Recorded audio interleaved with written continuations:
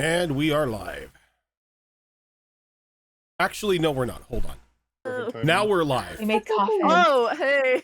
I said we were live without unmuting all of you. No, it's fine. I got you. Oh, did you do that? And we are live again thing. Nope. That's freaky. I'm about to start throwing you curveballs. Right. I'm watching a couple of Goodwill auctions, and I'm like, uh-oh, did I accidentally buy 2 banjos? Dual wield banjos. There we go. You know That's what? the trick. As a DM, I'd allow a bard to do that. So, summon, spectral arms so you could dual play banjos. You just weld them together at the body like one of those guitars. Yeah. Oh, yeah, like Yeah. he's got the double necked. The double necked banjo. There you go. The loudest thing in existence. So how are all of you doing? I saw some of you earlier today. Yeah, I feel like I just saw some of you. Doing great. So before we're feeling great, she just takes a very long drink of wine. Yup. Been drinking for like 3 or 4 hours. 5 hours.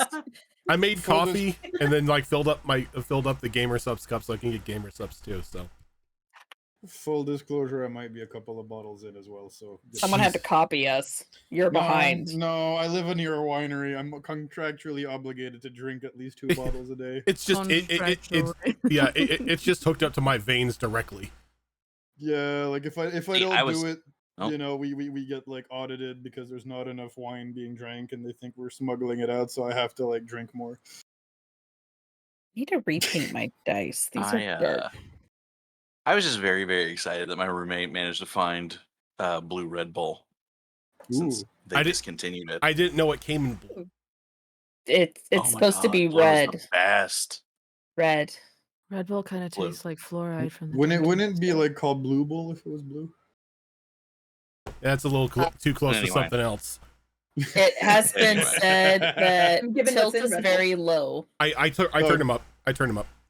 Oh, okay. Here, is this better? So before we get started today, we've got 2 deck draws that need to happen as we've had 2 birthdays so far. No.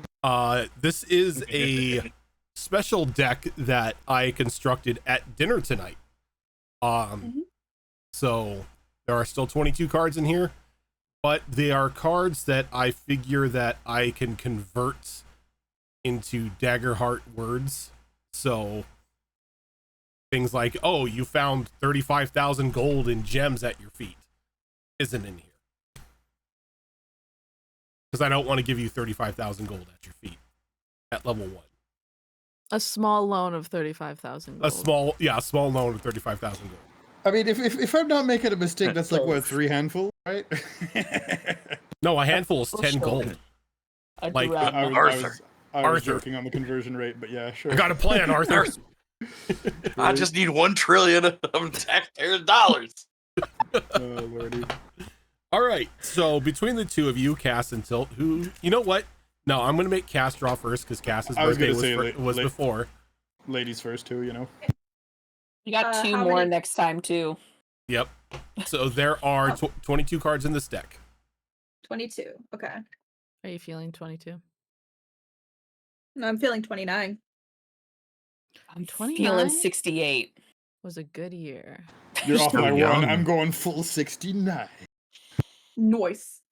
14 from the bottom. 69 jokes already? We're 10 minutes in. I'm barely getting started. I instigated earlier. Tam was teasing him that she was shoving her fat meat down my mouth because we were making bacon. Yep. But we didn't say that. Yup. We just said fat meat. My first response is Pixar. It didn't happen. Of course, I'm contractually obligated once again. I ate it. Sorry. I don't kiss and tell. Well, I mean, if we were kissing the bacon, I can't blame you. It's bacon. Making love to it. What'd you pick, Cass? I don't know. Wait, did you already say a number? Or did I miss that? Oh, Yeah. my bad. 14 I'm just from waiting the for bottom. Roja to. I guess I missed it over the Okay. fat meat. So, Cass, you draw the tomb card. Fucking rip. The way Right? this card normally works is within 1 year's worth of time, you can cast the true resurrection spell to raise somebody from the dead. Given that the true resurrection spell doesn't exist in this card will allow you to resurrect a dead being 1 year from the time that you pull it. They have to be dead for a year before you can No. resurrect them? No, yeah, they have to be dead for exactly 1 year. No, it's you have up to a year to use this card. Use it. Okay. So, I mean, that It's actually money in kind the of bank works. contract. Yeah, it's a except money in the it's a ba- resurrection. Yeah, it's a money in the bank contract, so you can just run in and challenge death for somebody's soul. Yeah, there you go. Death Rollins. I mean, I would Uh, just have to call the Undertaker, wouldn't I? He's retired. Let the man. He's hot. Let the man enjoy his Yo. retirement. Cass knows what I'm talking about. Y'all, seriously. All right, Maybe. Till. Yeah, boy. Let's do this. Just going top deck as usual. Yeah, but give it a good old shuffle first, you know. Of Gotta course. keep drawing all those nasty cards. Of course. Let me know when to top deck it. I do Do have it. a question. Yes, what's up? In regards of has to be used within a year, is that a year or our time or a year game time? Our time. I'm gonna say our Okay. time because a year game time could be wonky in a game that only takes place every 2 weeks. Yeah, that's what I was worried about. All right, thank you. I don't know, with how our first battle went, come in handy. Okay, Tilt. Yeah. Boss. You draw the plant card. Does that let me speak to plants? It lets you speak to plants. That's I'm the old exactly- man now. I speak to the plants. That's exactly what this card does. It allows you to speak with plants. Fuck, stealing my shit. And mine. So, Hey, Wow. I Okay. can speak to you With- in mushroom. Yeah, Jesus By- Christ, by we s- earned ours. by spending a stress, you can use the ability to talk to plants. Really bad influence. This is hilarious. A 10-year-old whiskey. Hey. Okay, I'm jealous. Oh, girl, that's all I've been drinking tonight, aside from the wine. I'm like, this is so good. Costco, funny enough. Oh, yeah, I think I got that for my brother-in-law for his birthday once. Or like I helped like my friend get it or something. Yeah, we don't get alcohol to our Costco here. That's a bummer. Washington. Over here, Spiffy, Yeah. like living in like a dry community.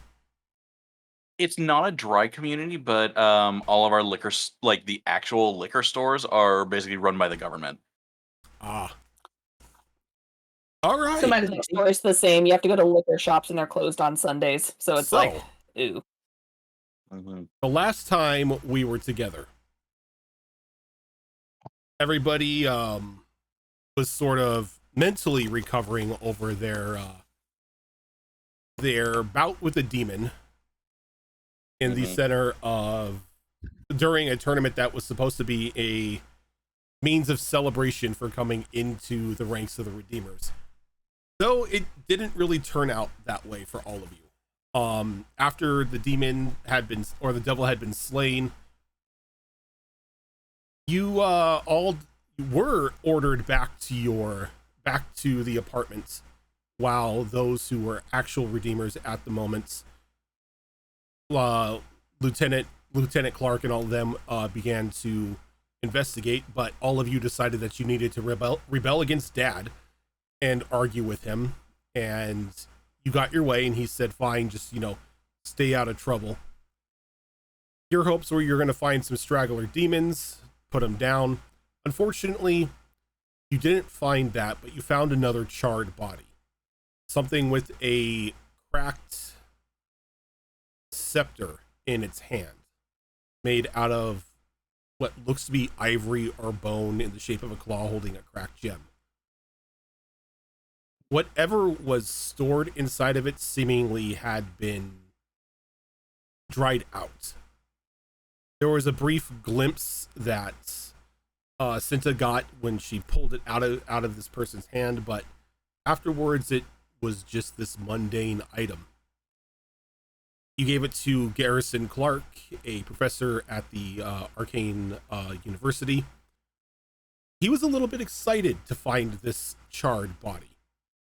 As you led him back over, started to have a you started to have a conversation with him as he was working. Mauve got a weird feeling from the crystal that was in this scepter, and again a little bit of back and forth as he gave it to Cornelius so Mauve can look at it, and as he asked for it back, you guys tried to fight him on it, but he ended up taking it with him regardless. Afterwards, you called it a night, went back to the apartment, and dozed off. In the morning, you met your captain. Some of you a little more rough than others. But he, because of his upbeat attitude and being one of the few people who were up in the morning, he appointed Temperance team leader as he shoved a report into his chest and left for his own duty, leaving you all to investigate the reports from the autopsy of the individual that had been used for the summoning of the devil, and going to the Arcane University to speak to both Professor Clark and Professor Emberthane. Temperance and Cinta, you went to the doctor who performed this autopsy, one Dr. Abigail Brightlily. And this is where Cinta, at least this is the first time you've ever seen a Clank have a panic attack, as there was just something about the body, its composition, the runes on its chest, whatever it was, that just sent Temperance into a full-on panic attack for a moment. But he quickly recovered himself, and the two of you, having done your investigation, left. So as we pick up today,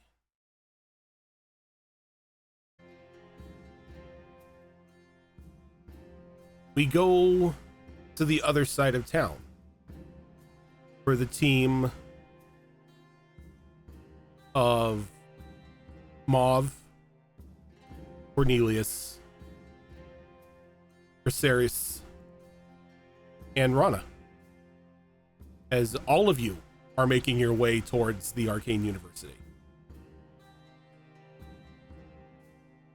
And as the four of you walk into the administrative hall, where all of the professors have their own personal offices and laboratories, are you all thinking of staying together, or are you thinking of splitting up and speaking to the professors separately?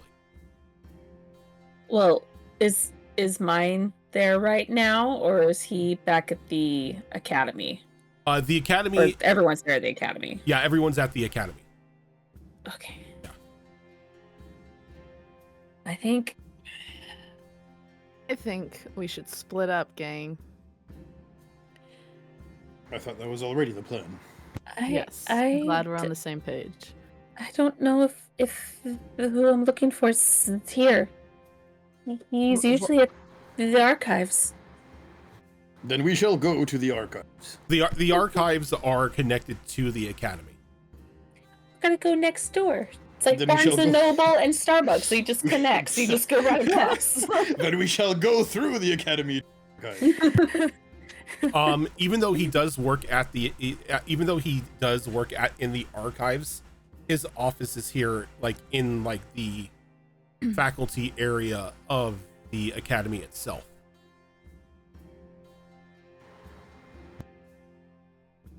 Well, Mauve, I shall go to the archive with you then. Well, to his office. I get wherever the hell he is. Okay, so Mauve and Cornelius are going to go see Professor Emberthane. That is correct.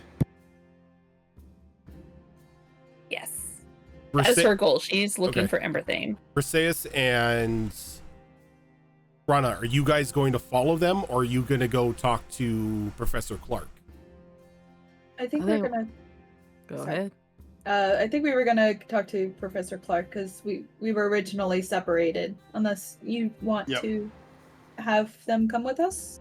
Oh, I'm following you, sweetheart. Let's go. You're my. Alrighty.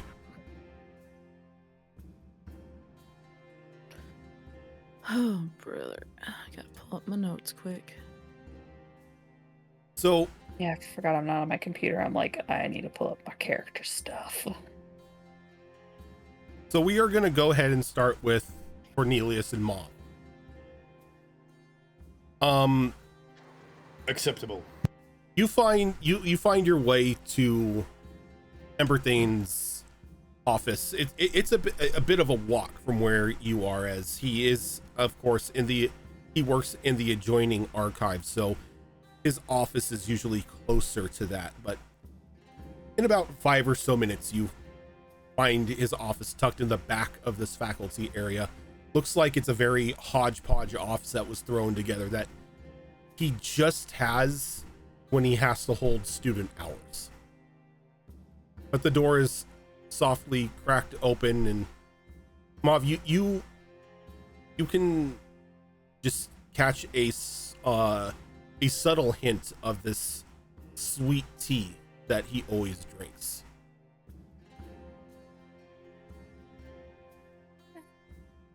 This kind of knocks a little bit. Hello? Buff? Are you in here? Mav? Hi. Mav, dear girl, I saw what happened last night. Are you okay? Please come in. I brought a friend with me. As she gestures to the cow. Oh, the larger gentleman that was with you last night. Saw you getting into a little bit of a discussion with Professor Garrison. A simple disagreement on tactics. Nothing of concern. Yes. He said that you were a very headstrong lad, but your heart was in the right place. When you say headstrong, he just like knocks on the top of his head, and you just hear the bonk bonk sound of a Bonk, very hard bonk. skull indeed. I take that as a compliment.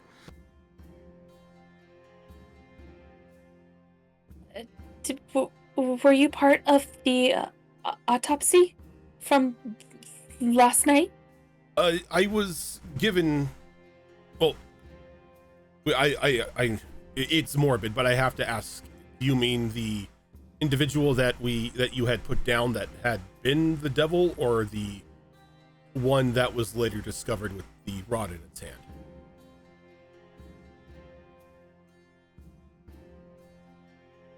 Good point.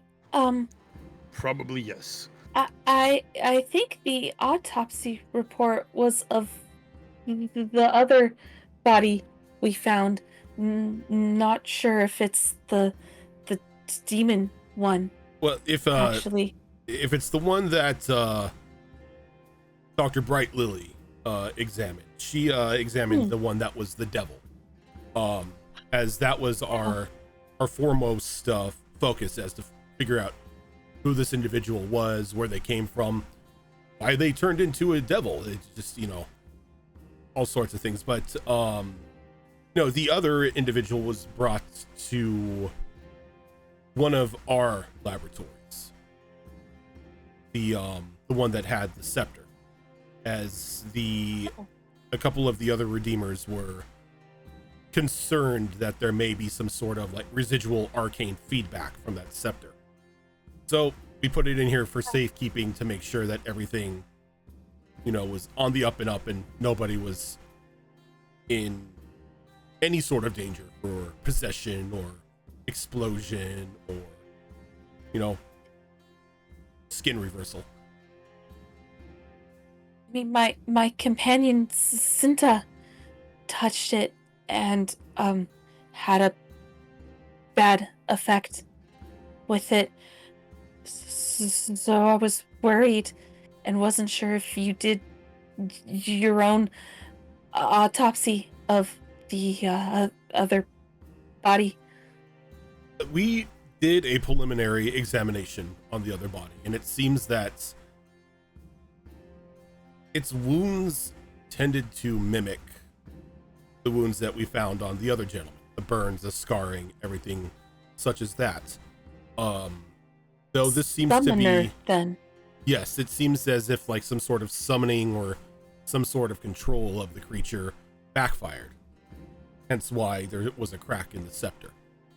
My guess is the crystal that was used as a power source was not entirely as pure as they may have suspected.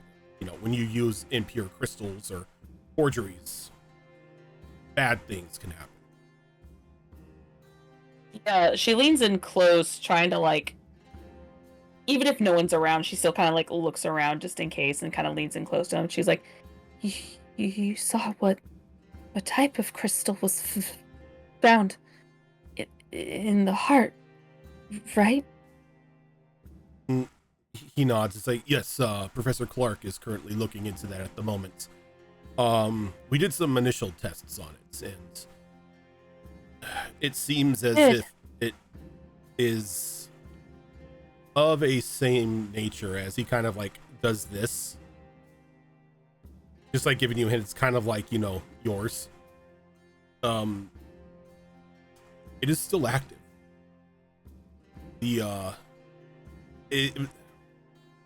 I don't believe any of us are in any sort of danger, but you can still hear about that. You can still hear the screams and the whispers when you touch it. So we have it cordoned off at the moment behind a glass barrier, so nobody can get their hands on the thing.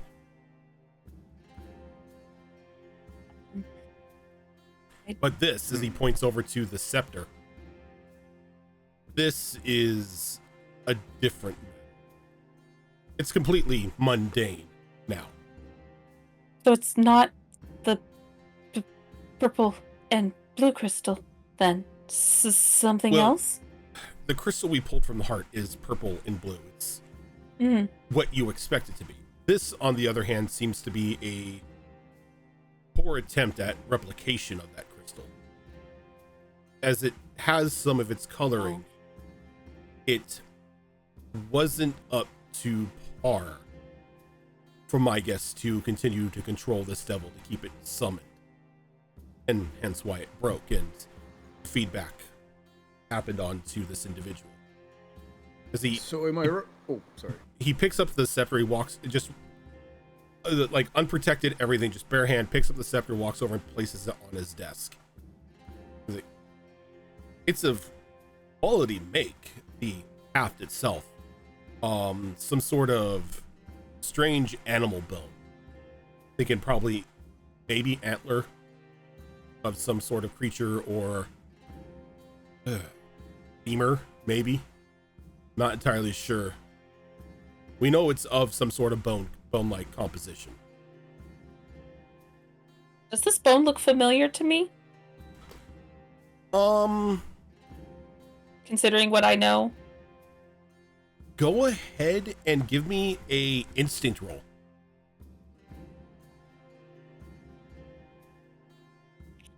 Oh, I can do instinct. Okay. God, I really need to. Holy shit. Okay. So I can math. I'm not intoxicated enough for this. 23, no, 24 with hope. Okay, go and take your hope.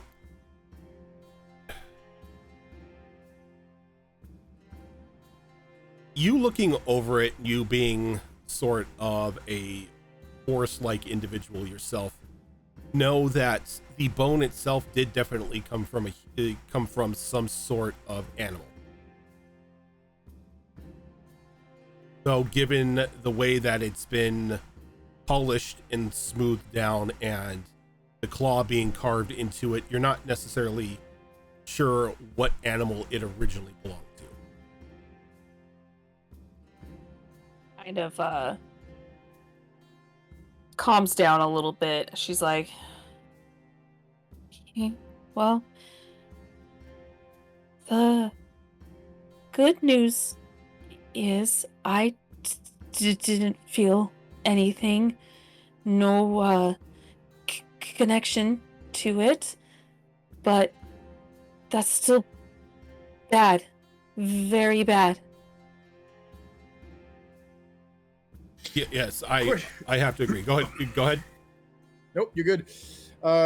With you guys going back and forth like that, you'll see Cornelius just kind of watching the tennis match, doing the whole left and right and left and right. After a while, he just kind of looks and muses out loud and goes, "It seems to me like somebody is peddling fakes or incomplete knowledge." No, from what you're saying, anyway. And that's not fakes. well, Corrupted. this one, as he sort of like clinks on the crystal itself, this is most definitely a forgery. This is somebody's attempt at duplication of the gemstone that was found in the heart. Which is strange if they didn't get more of these shards or found only the one. Well, you know who these things come from. I don't expect somebody's openly trying to harvest who. But I don't like this at all. This is there have been very unsettling. You know who? He's like, yes, a individual that is known to Mav and myself. Somebody that, well, thankfully doesn't reside in the city, but calls the edges of the forest their home. I see. Sometimes hear them. He or it or whatever it is, if anyone were trying to harvest something from it, that would be a suicidal task. Both you and I have seen what it can do, what it can unmake. But it's not to say that there aren't individuals with the talent to forge these gemstones. We've had run-ins for years with people trying to sell knockoff coalesced mana crystals, and we've all seen the destructive effects of the use of those crystals. One thing goes wrong, chain reaction happens, buildings are blown up. We are trying to figure out what caused these crystals to be corrupted. We don't know too terribly much other than what they are capable of doing, though clearly after the autopsy report they can do so much more. It's terrifying. Yes, that sort of thing isn't something one simply comes across. This is a practiced ritual. It would take somebody who had already the knowledge to perform something like this, or somebody who gained it through trial and error. Does that mean I could maybe be a conduit for a demon? He shakes his head. He's like, no, what? Okay. This crystal that we found in the heart was specifically there as a channeling point for the scepter. The two are connected one to one. Your affliction at the same point, it has no connection to it. Well, good. Third party connection anyway. Good. Am I to understand you have one of those crystals yourself, Mauve? She kind of like sheepishly looks side to side and she points at the one that's jammed inside of her mushroom cap.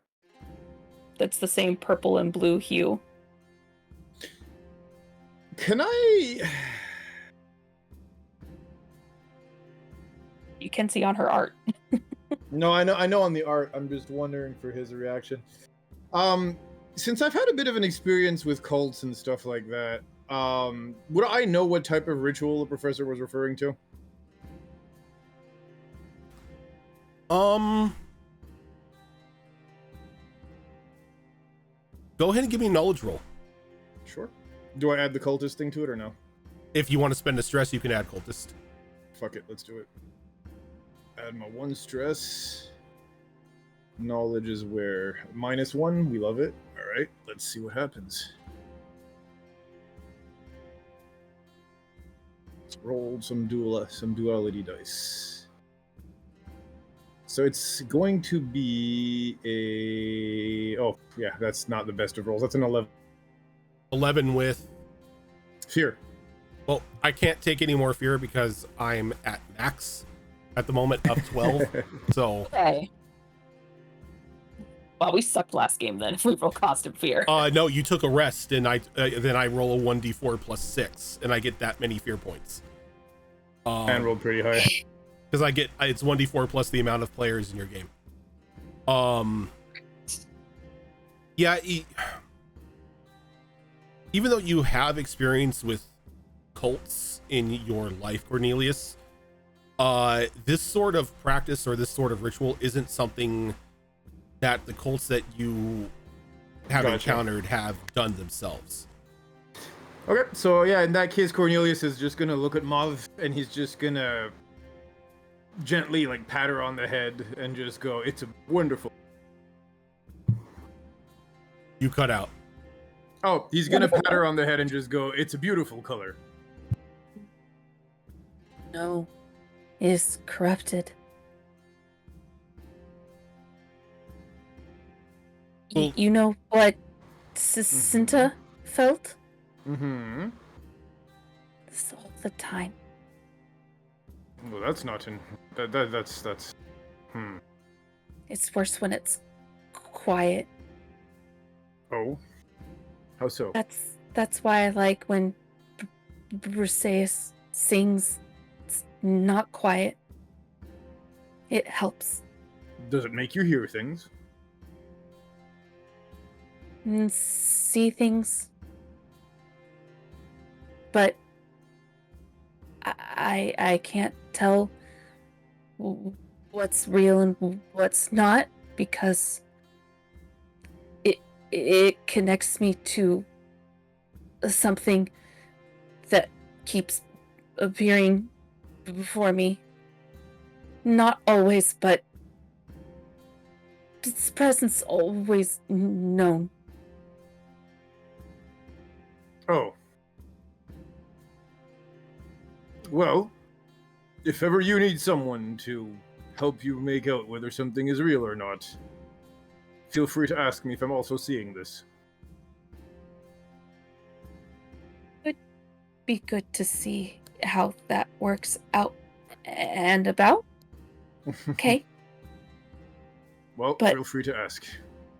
I do feel really bad for Cinta to experience something like that. It's not good. Not a good feeling. Okay, well, at this point when she says that, Cornelius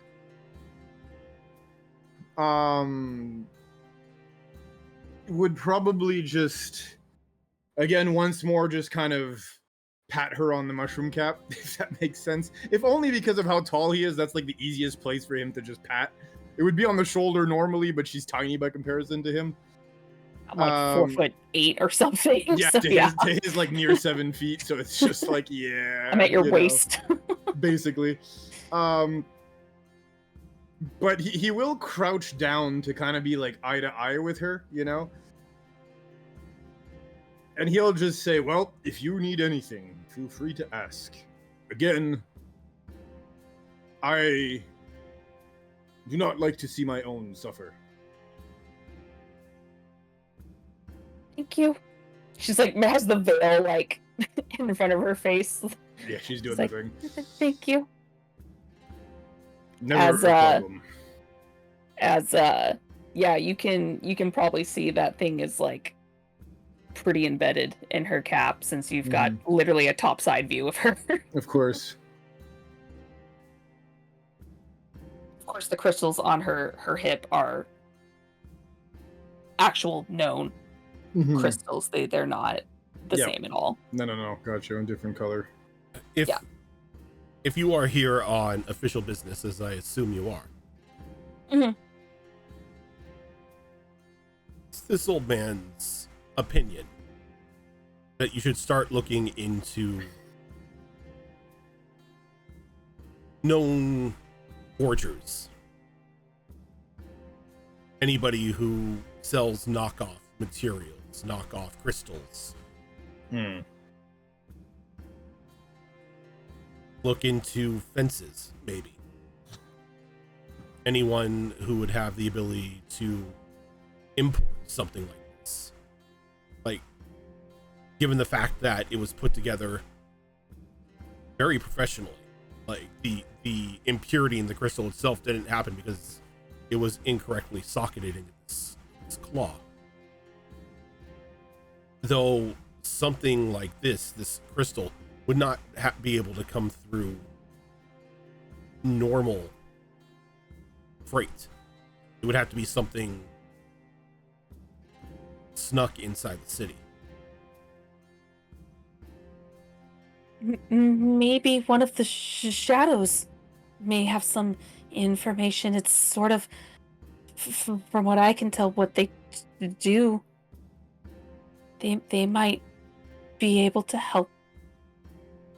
The shadows might be able to help, yes. I'm suggesting more you talk to some of the shadier people in town.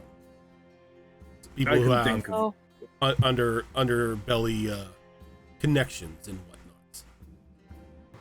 I can think of a person or two. Oh, that's not my I don't know a lot of people, so maybe we'll ask the others. You say ask the bad kids. Look, I was about to name drop someone, and I'm like, honestly, wouldn't know if they know someone like in the Underdark, so I just assume because they're a rogue. That's profiling. That's classist. That's classist. If you'd like, you can take the scepter with you. I'm done examining it. There's not much more I can learn from it. We have permission, Professor Clark will not get mad. You are redeemers now. Of course you have permission. It's evidence. Okay. If that's okay then, and she'll look up at Cornelius. I don't want what happened to Cinta to happen again to anyone else, and since I kind of already experienced this, I'll hang on to it just in case, if that's okay. Cornelius looks at her, and he's gonna say, sure, but if it becomes too heavy a burden to bear, well. And then he just kind of laughs a little bit. If you don't want me carrying it, I could at least carry you. And he laughs once more. All right, so I'm understanding this. Sam Gamgee. If I'm understanding this, Mauve is taking the scepter. Correct. Okay, Mauve, I'm going to spend a fear. Yeah. I am going to need to get a presence roll from you. Oh, fuck me sideways. Okay.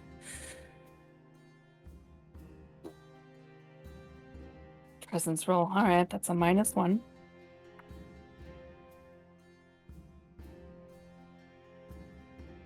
Cool.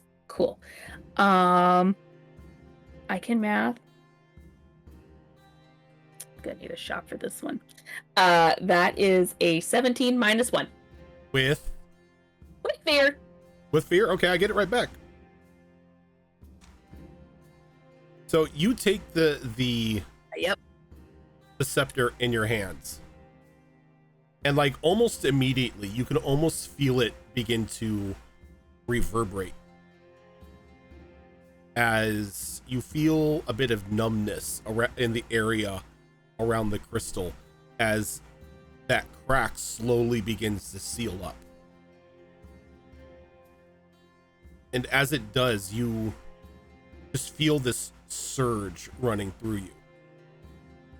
Not a fear, though. You're going to take a point of stress because all of this is a shock. 100% agree. Yeah. But this scepter, while you are holding it, while you and you alone are holding it, you can spend either a point of stress or 3 points of hope to force the target of your choosing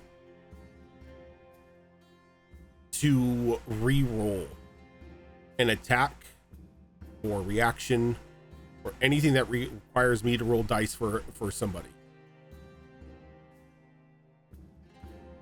So just kind of re-roll anything? Yeah. Just a re-roll? Yep. Because like silvery barbs? It's like silvery barbs, yes. But this costs either a stress or 3 hope to use. That's really good. If you use it... Can I barter? Can we make it 2 hope and 1 stress? Meet me in the middle here, bud. Nah. Now, if you use it again in the same day, that cost is doubled, and you take a hit point of damage. So it's technically like once a day, but more so consequences. But you can, risk the consequences. Either take 2 stress or, throw out 6 hope in order for you to use this.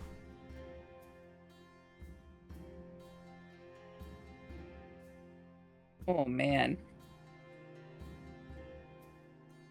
And you said plus 1 damage to my hit point. Yes, it will cost the damage. It will cost a hit point to cast the second time. See her non-existent nosebleed. She doesn't have ears or a nose, actually. She just bleeds from the eyes. Just like this hurts. Okay, yeah. Do I see the crystal, like the crack, completely reform? It just it seals up, and just like a bit of energy is just like fluctuating inside of it. Though it's not that corrupted like purplish blue energy. It's just gonna ask. This soft like green light inside of it. Oh. Okay. Is that visible to all of us or just to her? That is visible to everyone. The moment she grasps the scepter, it just forms like that in her hand. Yeah, Cornelius will definitely look concerned and go, "Are you okay?" Before I answer that, because I was specifically researching crystals, could I tell what kind of crystal this is, despite it being a forgery? Like, what kind of crystal it was trying to mimic? It was trying to mimic the crystal that is embedded in your head. They were trying to make But it turned out green. No, it was purple and blue to begin with. Oh, okay. But then okay. it cracked, Cinta grabbed it, and when Cinta grabbed it, Cinta got that flash, and then it was drained of all of its power. Oh, so this is like renewed energy. Yeah, it's renewed energy. Yes. Got it. Okay. Well, that's cool. Also traumatizing for her. Okay. Okay. So when Cornelius asks, she kind of unblinking looks up at him, and she's like, She's what? You don't know. Oh, I didn't finish. I'm sorry. I don't know.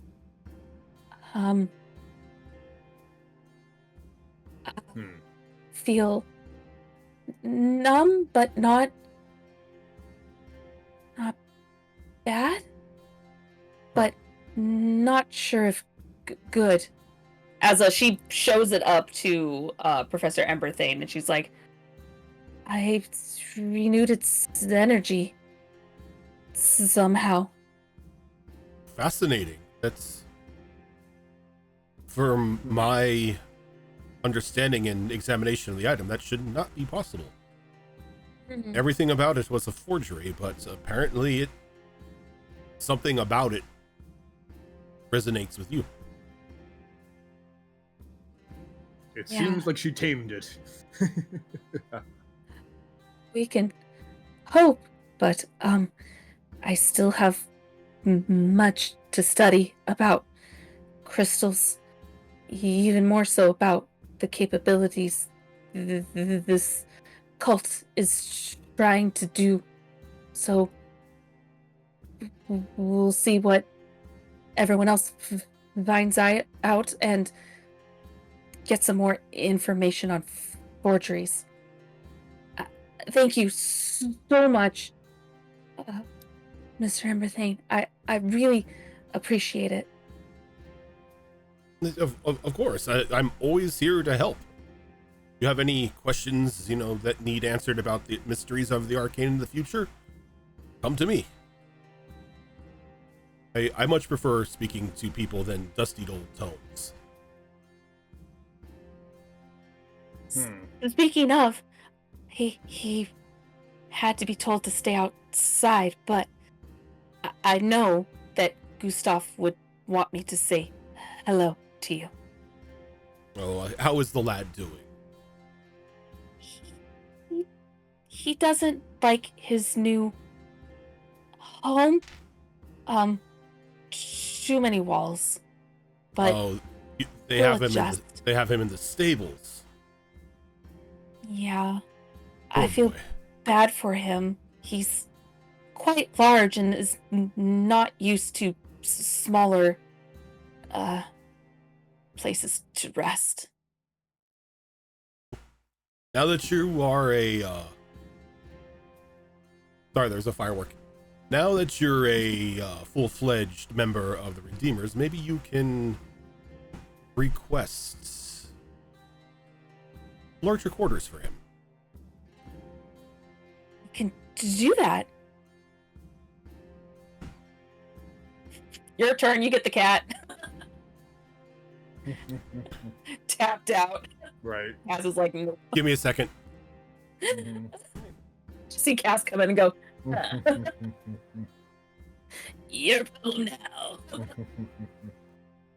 She scratched me a bit. She was trying to go. She can't fit underneath my bed, really. So right now, because I have stuff blocking it. So I was just trying to be like, there's a hiding hole in his room. Yeah, but there are two locations in my room that she goes. She either goes into my closet, or she tucks herself into the boxes in my closet. So. Yeah. Plus my window's open, so she probably heard it most. But it was just like I kept trying to hold her and take her down, but fireworks kept happening, and she was like, "No." Oh. Yeah. Poor thing. Sorry, I just got distracted. Cass going, your problem. Well, I guess we should. Oh, go ahead. I was just gonna say I'll definitely ask. I'm so sorry, Cornelius. Did you have any questions? No. Should we need to investigate a cult, I'm fairly comfortable doing so, but I do believe at this point that we have exhausted the need for information. It seems like the next step is proper investigation. Agreed. We should probably go next door and meet up with the other two before meeting up with Cinta and Temperance. And as he nods, and you guys like leave the door to the office, provided we do, exit the office. As they exit, he will definitely just pause for like half a sec, just look at Mauve and simply say, "And thank you for trusting me with, well, what you've told me inside." Well, I mean, I was trying not to, let people know, but it's kind of sort of sticks out. It's literary. So, yeah. Well, you'll find no judgment from me. Thank you. I appreciate it. He nods and he says, "Well, and maybe one day you'll be in a situation to return the favor, but for now, it's a genuine pleasure." Thank you. It's like the veil's completely covering her face, as she's like, Someone knows her deep dark secret that she wasn't like, it's not like she can hide it. So she was like, Mm-hmm. Okay. So as the two of you exit Professor Emberthane's office, our other two friends here, our other two redeemers, find your way to Professor Clark's office. His door wide open.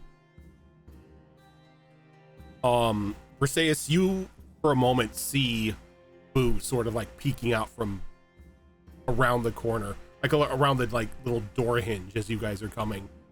And as the cat like makes eyes with you, it quickly like turns and runs in. I think before any of that, I turn to Rana. I go, now you have to take the harmony on this. So I go, Briseis and Rana, best friends forever, and then you do the harmony on that. Okay. And Rana, as you start to sing, forever. there's just like this ear-splitting screech that like just rips out from his office. I don't know if you did the harmony right. That wasn't me. I'm an alto. And me too. You ain't special.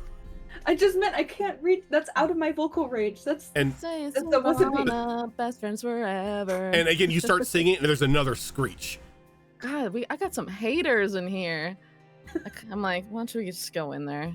As as you come in, you see him like slamming the door on like this like small like glass display case as he just presses on it, and there's like a couple runes that go over it. He's just like sort of like just trying to pop his ear after that. Sorry, what noise does he make? Ma. Okay, crush gone. I was like, please do it again. Ma. I don't like that. As he like looks up and like almost like trying to focus for a moment. Oh, ladies, how can I help you? Everything okay? We heard screaming. Give me a moment. I'm seeing 6 of you. He just walks It's not over. good. There's only 2. He walks over and he sits down in the at his desk, and he just grabs like this giant thermos and just starts gulping from it. He like puts it down, takes a breath. Okay, almost all focused. Yeah, sorry about that. That one as he kind of looks over to this sliver of like a bluish, purplish gem is just like suspended in this glass case, is a bit of a screamer. It's been doing that since I removed it from the heart.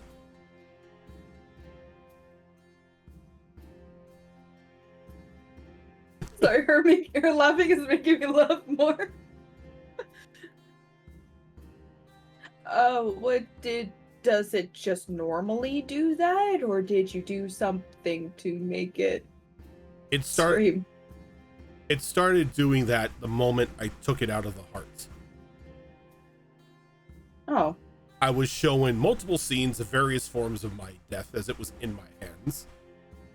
So I quickly just threw it into that silencing cage there and shut it up. Why not put it back in the heart? Well, about that. He kind of like looks over to like a small like surgical tray where just like this black lump of goop is at now. Yeah, it sort of did that when I took it out of the heart. So it's not a heart anymore. Is it like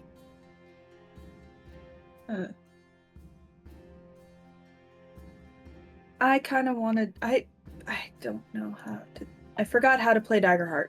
All right. I want to see Good. We all don't know either, so you're good.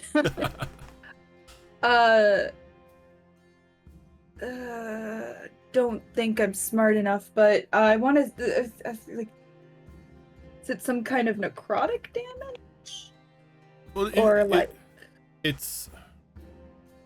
it definitely took to necrosis rather quickly after I removed it.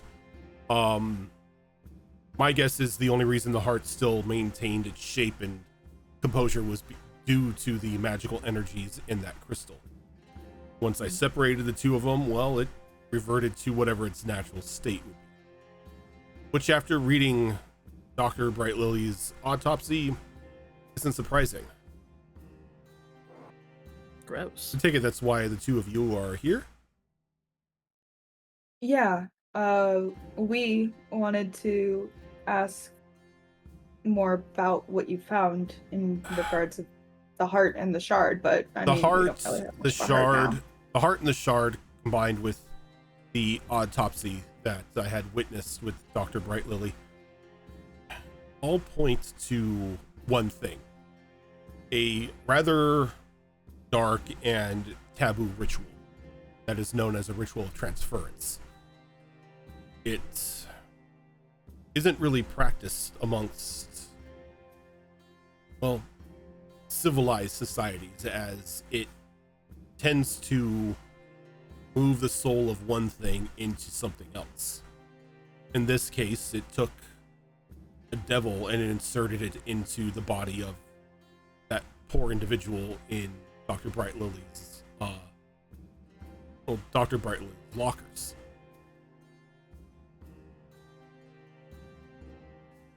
Still don't know who they are. It's like, I doubt we'll ever find out who they are. The body is far too damaged. So, given what we found with the autopsy and the examination that both Professor Emberthane and myself did, we're definitely looking at some form of cult activity.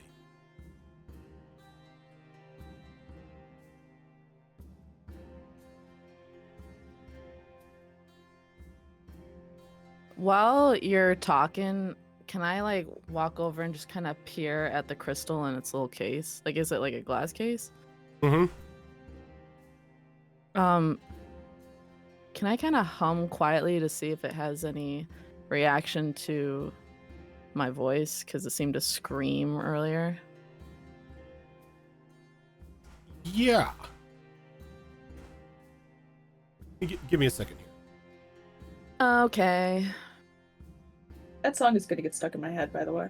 So Briseis and Rana, best friends forever. You begin to sing that, and you can see some of like almost visceral reaction as it begins to like distort itself in a way to where like it looks like it's just like visibly being stretched, and like light is like beginning to like shine off of it in different areas. But due to the cage itself, you don't hear any of the shrieking, though you see the front, like the door of this cage sort of vibrate as it seemingly could still hear you. Oh, okay. Of Does crowd. it look like it is trying to unfold or like break or like I'm damaging it, or am I like kind of peeling back something to reveal something within it, or? Go ahead and give. You know what? Go ahead and give me a knowledge roll. But I gotta tell you something. Not good at knowledge. Oh my. Shit. Gotta pull this up real quick. Remember, this is the can't read party. This is true. But did it read? I got a 20 with fear. 20 with fear. What up? I'm Rana. I'm 19. I never freaking learned how to read. How many did you read to get by? So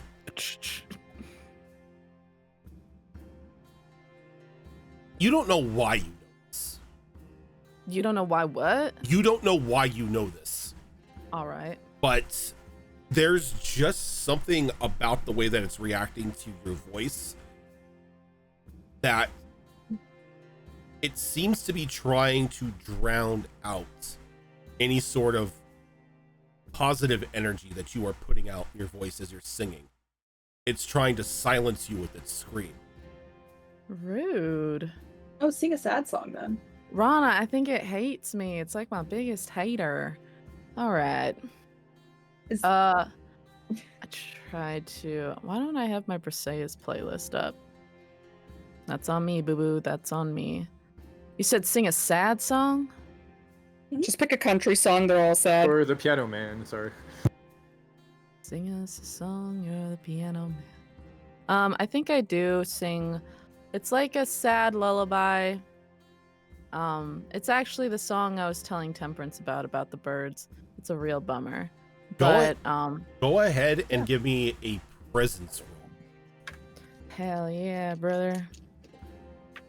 Well, I'll be goddamned. I got 2 9s. A crit. Yeah. So you begin to sing this and it has a different reaction as the sorrow begins to sort of empower it. As you can see the walls of the cage itself sort of beginning to have some sort of physical force applied to it. And you, on one side, you begin to see it crack. Oh no. I broke your. Sorry. As he's like, nope, none of that. And he stands up and he moves like Rana to the side.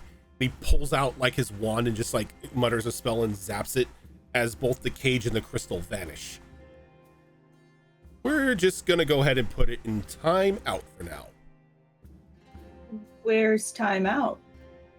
Hell.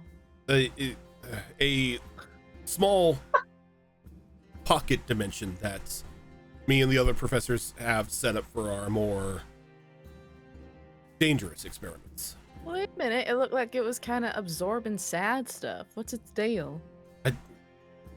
I don't know. The only thing that I've gotten so far is it's screaming at me. You're singing. Well, that was when I was singing a happy song about me and Rana being best friends forever. When I was singing a sad song, it seemed to like kind of try to absorb it. I mean, is there a way we could test this further without putting it in a pocket dimension? I'm a little bit of a scientist myself. God damn it.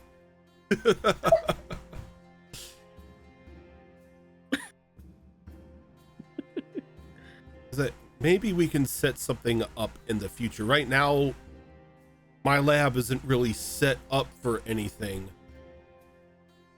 to contain it if it were to break.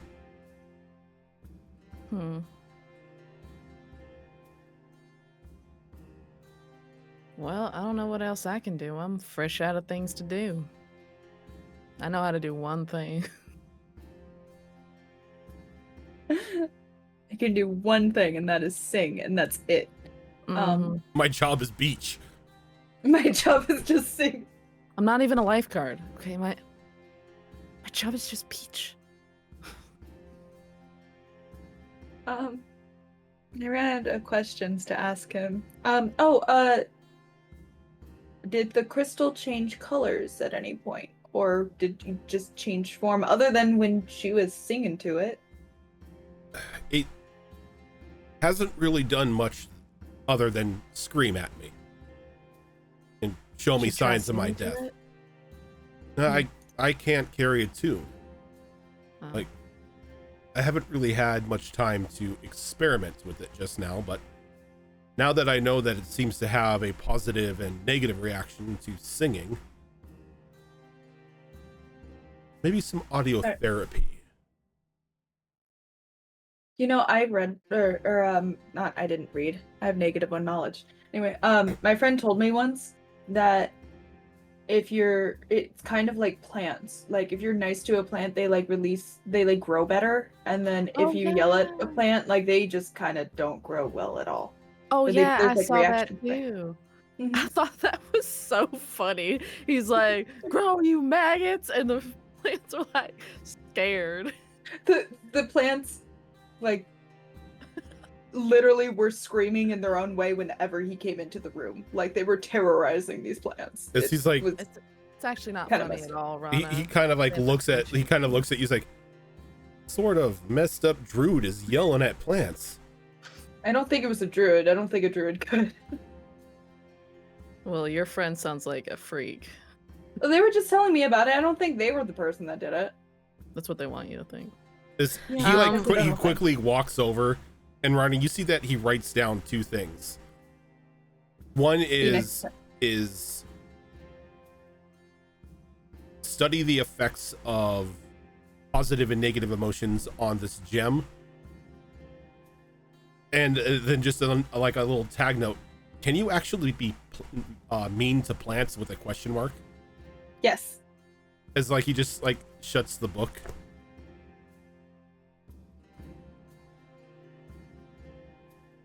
Oh, I'm sorry to interrupt that we interrupted your investigation into the crystal. Oh, but you didn't I'm glad that interrupt. you found something out. You didn't interrupt anything aside from a crystal yelling at me, which isn't even the weirdest thing that's happened to me this week, but Out of curiosity, what is the weirdest thing that happened to you this week? I had to unpolymorph a fraternity of young mages who decided to, on a dare, all drink polymorph potions. Do you know how hard it is to round up 12 baby goats who are all running around a dormitory? Oh, but I love baby goats. I wouldn't even change them. I just keep them. Did they scream at you too? Some of them did scream, others fainted.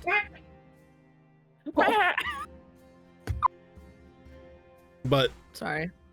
yeah, that sometimes I wish I was just down in the tunnels with the shadows doing their work. At least that's entertaining. Tunnels? You know, the tunnels that run all throughout the underside of the city. Tunnels are like really long holes, Rana, and they go underground and used as a means of transportation. Glad I could teach you something today. I wasn't sure if you were talking about like different tunnels, you know, like secret tunnels that you No. could. No, it was Secret tunnels. it was the Secret tunnels. no, they're the tunnels that have an entrance that from undershore into like just these large like dirt tunnels that just spread out all throughout the city. And there are monsters and other creatures and stuff that find their way in there, or they just appear in there and the shadows go in and take care of them. Let's say blow off steam. It's part of my occupation. All right. I'm feeling very inadequate right now. Wish that crystal was back.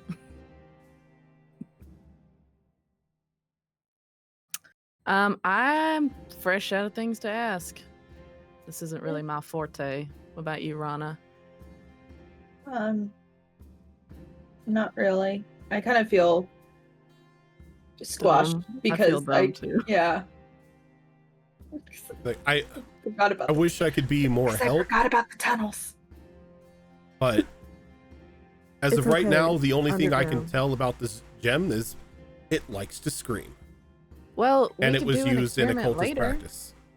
We could do like more of an experiment later. Like, Yeah. we don't have anything to do. Maybe. Yeah. Oh. What if we went back to the arena because that's like a wide open space, and we put that crystal in the middle in its cage? He and like kind of raised his find hand. out there. He's like, I'm not introducing that thing back out into society. But you don't have anywhere to like test here. Like I thought an academy would. We do. Guess I was wrong. We Okay, you have said you didn't. we have a laboratory that we can test things like this. Oh, I mean, I think Briseis would be great at, helping out with testing it. Well, her voice seems to have the most effect against it, so maybe we can arrange something in the future for you to come down and sing at this crystal. we could practice our harmonies, and then we could do it together. Yeah, absolutely. Yeah. Alrighty, well, Briseis and Rana, best friends Briseis forever. Best friends forever. She's like, best friends forever. I'm sorry. I'm in a silly, goofy mood. I need to stop. Okay, I think we're all done. Okay. So as you say your goodbyes, you meet up with Mauve and Cornelius in the back in like the main foyer of the faculty office. And as you do sort of gather up and you go to meet up with both Temperance and Cinta.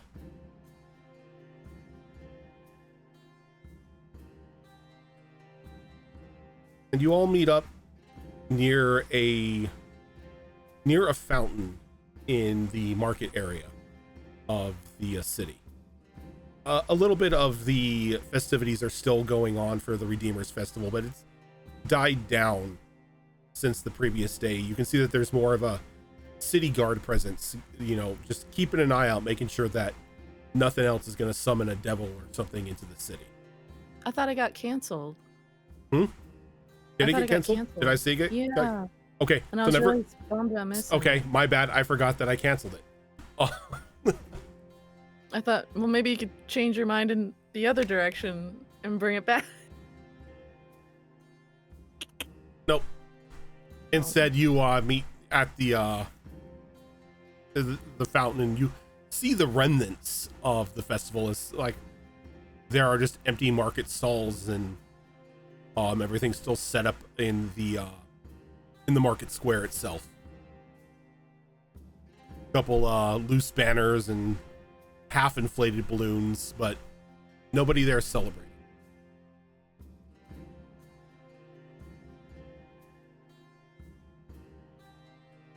So we're all together now? Yep, you all come together.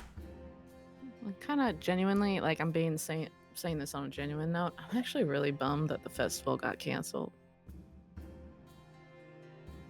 That's our fault. That's on us. We need to rectify that. Wait, is it? Yeah, it was our fault. It was the demon's fault or whatever. If you're gonna shun accountability, that's on you, Rana. At the end of the day, you gotta make peace with what you have done in your life. Yeah, and what I did was fight the demon. Whoa! Hold on. No need to raise your voice. No, I didn't do shit. I got my ass kicked. Damn. That fight. Don't flip your biscuits, okay? Jeez. Bless your heart. All right. It's not our fault that the festival was canceled, but I'm still bummed.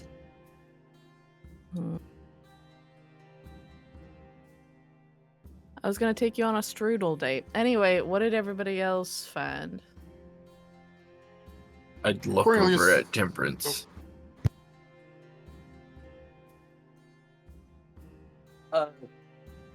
He immediately like tries to pass the buck.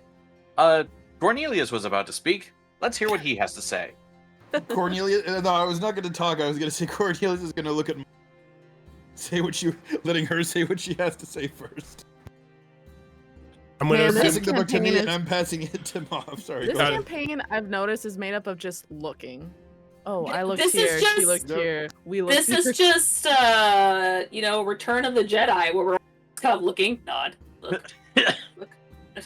Look, we're at Yes, minus yum one nub. knowledge, alright? I'm just gonna Yum say nub. this. To me, this makes sense. Yeah, no, I just let Temperance go first. Everyone's just passing the Well, talking you're in stick. charge, aren't you?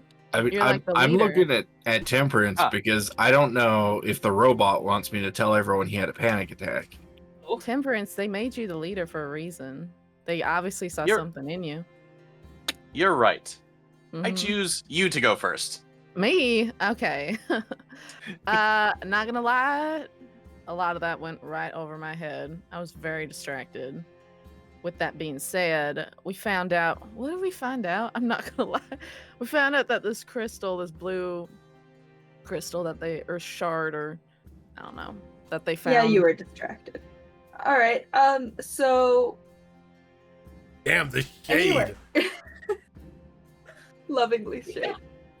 Go ahead if you want to keep talking. She jumps through shadows, you know. She's doing her thing. Yeah. Of course, I'm shady. She fights in the shade. Why don't you go piss up a rope? Go ahead. How is that even possible? It's not. Then One of piss you on go. yourself. So Walking Briseis back and and I, forth. Briseis and I were working on our harmony, and she's been working in everything. And then we heard screaming. Turns out the crystal screams. The shard that Professor Clark had? Yeah, it just screams a lot. It does not like happiness. And apparently he took it out of the heart, and the heart just kind of like flop into mush, like decayed mush stuff. And but when Briseis sang a sad song, it was like, what did it do, Briseis? It was like trying to break its enclosure.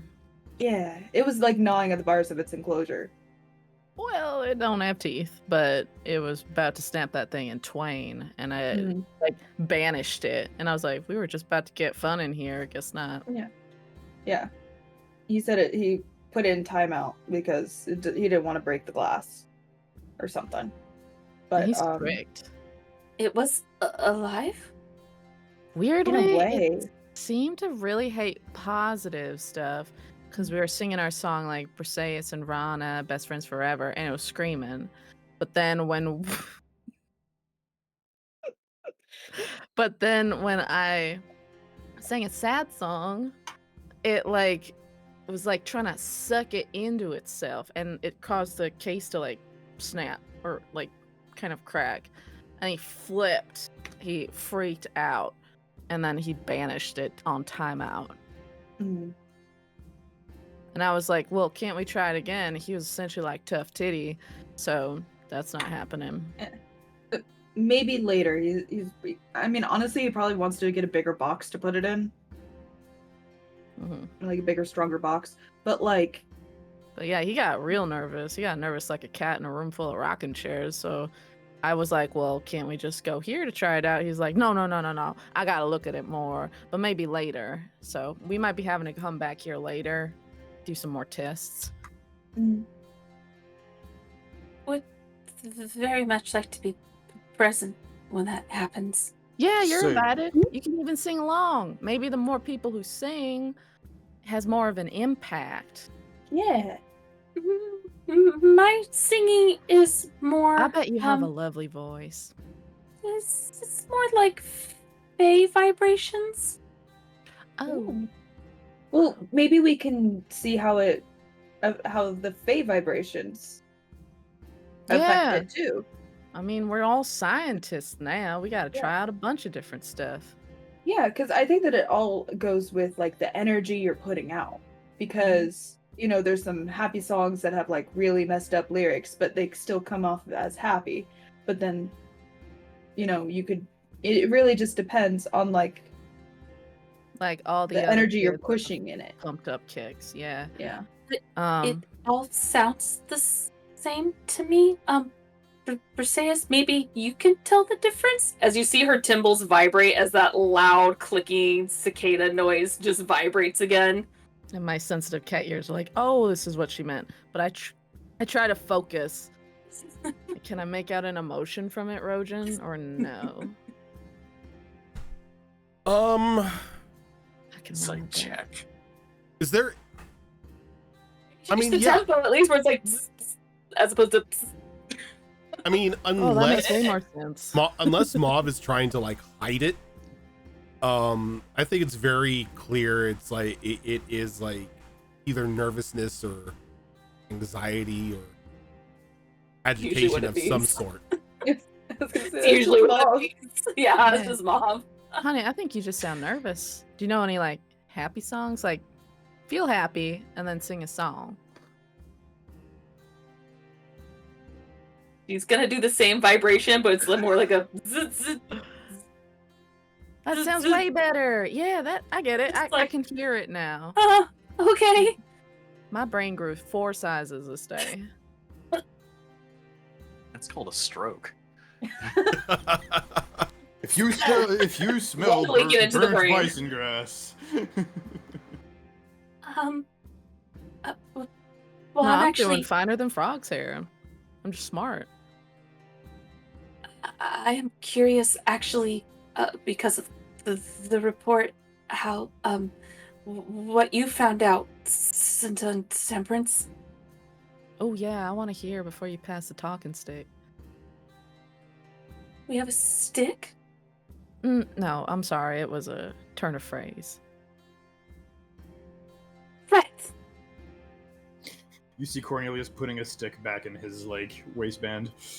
Yeah, put that thing down. I mean, I don't think that's the thing you wanted to talk about, but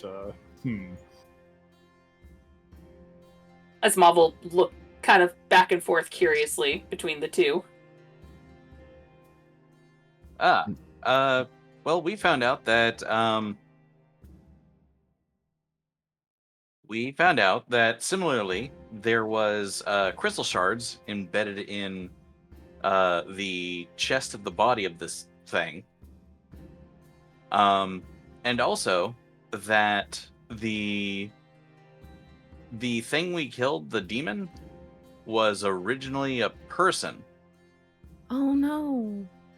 Yeah, and it had all sorts of like runes carved into it. While it was alive? Yes. That's so fucked up. Who Uh, thinks of this stuff? Professor Clark mentioned that it's something like a cult like with the shard. Do you think maybe that man who turned into a demon could be like sacrifice or like a vessel or something? That was the hypothesis of Super Lily Copper Kettle. Little Dr. Bright doggy Lily girl as well. collar. The names of 4 different dogs. Little doggy girl. Gale Bright collar. Lily. Krispy Kreme. But yes, that was the hypothesis of Abigail Bright Lily. Bright Lily as well. Bright. Interesting. So we're dealing with cultists? Respectfully. Ew.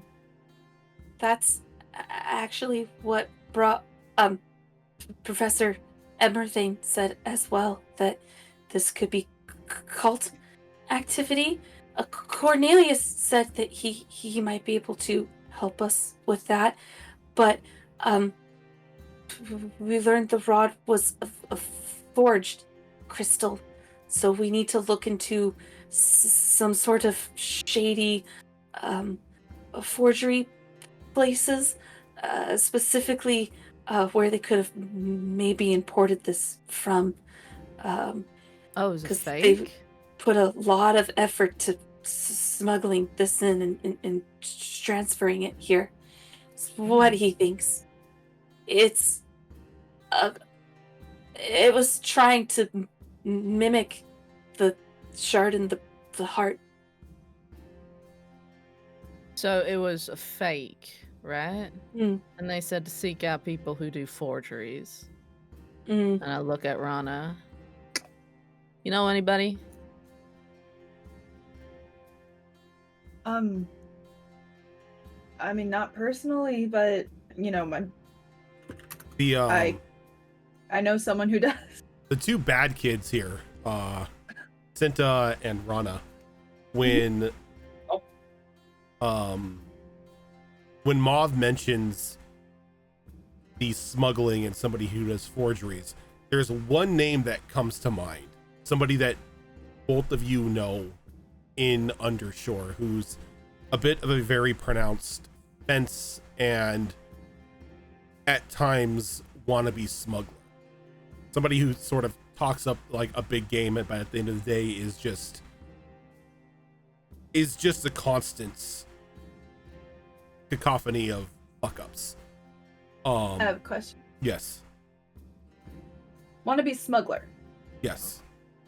Would that be related to a previous thing that I've done? No, it would not. Okay. Though you do know, like, one name comes to mind that you could probably go after in order to get information from, because he's sort of a coward as well when pressed for information. Everybody in the Undershore knows him as Jimmy the Worm. Jimmy the what? Jimmy the Worm. Worm.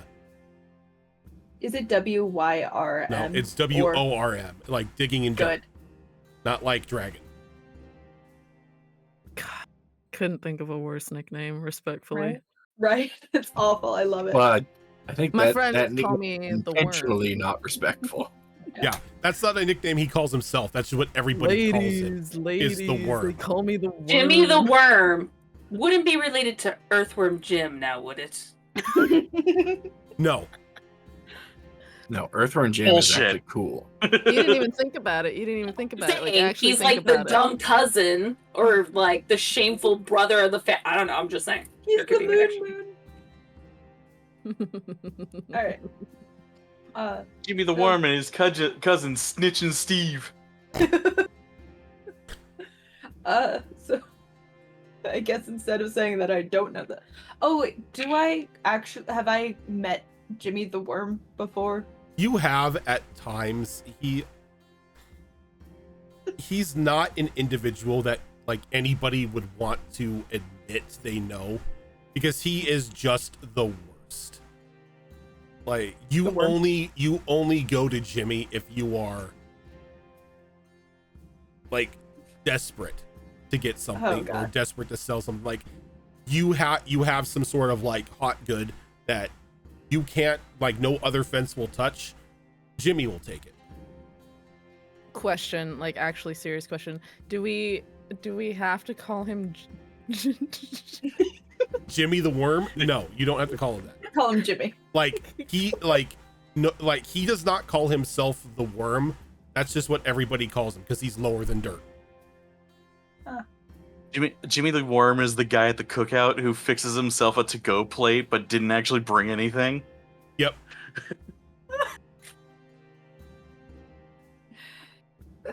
So, yes, I look at Cinta like, you know, the worm.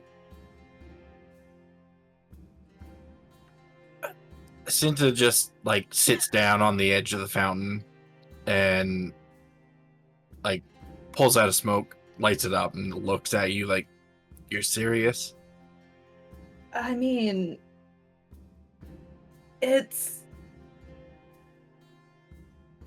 he does forgery, and if anything, you know, he probably has heard this. I don't know. I mean, I could ask my parents about it, but I mean, first mission and all, I don't really want to go talking to mom and dad first thing. I mean, if you want to go see the worm, we I can go really- see him. I really don't, but I think he might actually be helpful for once. And if he doesn't want to be helpful, perhaps we can persuade him. Maybe we could sing him a song. While you're punching him, absolutely.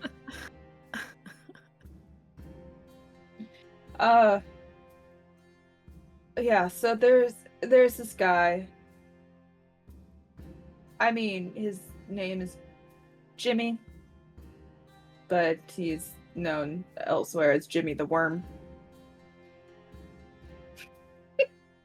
I keep murdering malls, I'm so sorry. Is this like a person or a worm? I wouldn't call him a person. Oh, so a worm. He's not an actual worm, it's a nickname. Why do they call him that? Because he's the worst at what he does. And we're going to him? Lower than dirt. Real quick, we're going to him? Jimothy the worm? Just asking. The two of you know that Jimmy is not one to share, not one to keep anything a secret. Like, he will spill his guts. He will snitch if he needs to, if it means saving himself. He doesn't keep his mouth shut. Oh, like he's stupid? Like he's cornbread Kinda. down in the middle? Or just like he's a traitor? Both. Both. Oh. That's the worst kind of person. Yeah, out for himself, everything. You threaten him just like a little bit, I don't think and I he like will say this. anything. I don't think I like this Jimothy. No one does. Okay. There's literally no one else. Well, that's why they hire people like us for the Redeemers, I guess. It's Yeah. best to start at the bottom. And As work you your way up. go higher up in that chain, things get complicated. Okay. You would know, I guess, not me. You're the expert. I mean, Start from the bottom because of the worm reference. yeah, He is at the bottom. he is at Okay. the bottom, and he does know a lot about things like this. You know, so he can reference other people, so he could probably refer us to someone who might know about this, even if he doesn't.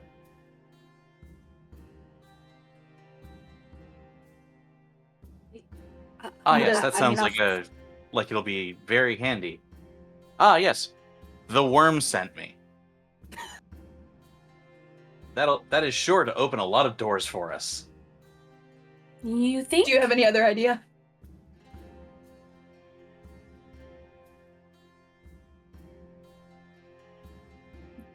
No. Oh god, he's No, I do pulling a Sherlock Holmes where he's like analyzing Right. data receiving.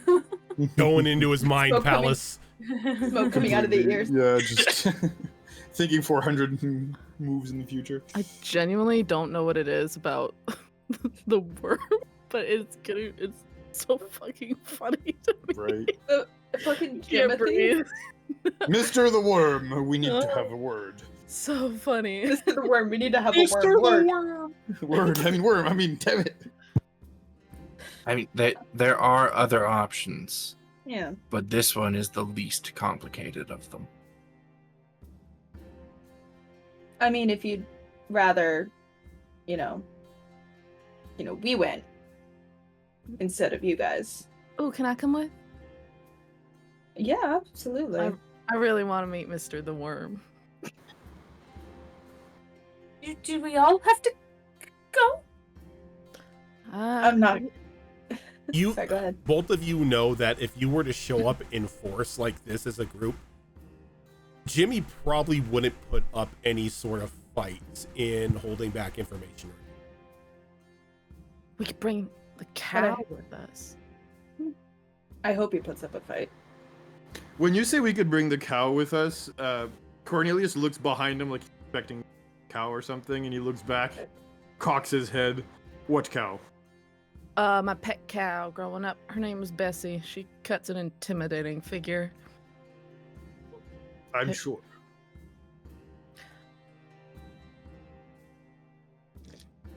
Okay. Let's you lead. You don't have to go if you're really uncomfortable. It's fine. I'm okay. Well, you'll be with us. I mean, we won't let anything happen to you. We won't let Mr. the Worm even like touch you. Just Looks in your direction. He's little. He's puny. He's got like no muscle to him. Can Gustav fit where we're going? I don't know. Can Gustav fit where we're going? Yeah, the undershore is just pretty much the underside of Mulorsik. So instead of it being, you know, sky view and everything, it's just a large cavernous part of the city. How many of you have been to the undershore before?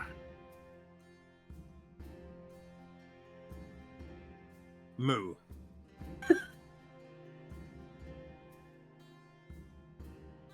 Well, if you It haven't, would be the first time for me. And by moo, I mean me, but yes. things work a little bit differently down there than they do up here. I was told we need to have a travel buddy. Like, always have someone. It's a with good you. idea, yeah. Mm-hmm. Yeah. I mean, Otherwise- muggings don't happen quite as often as they used to, but like having a travel buddy definitely helps. Make sure you check your pockets if someone bumps into you. I don't have pockets, so that's good. Yeah. Just make sure Same. to check to make sure all your items are with you. I have no items. I fight with my fists. Yeah. I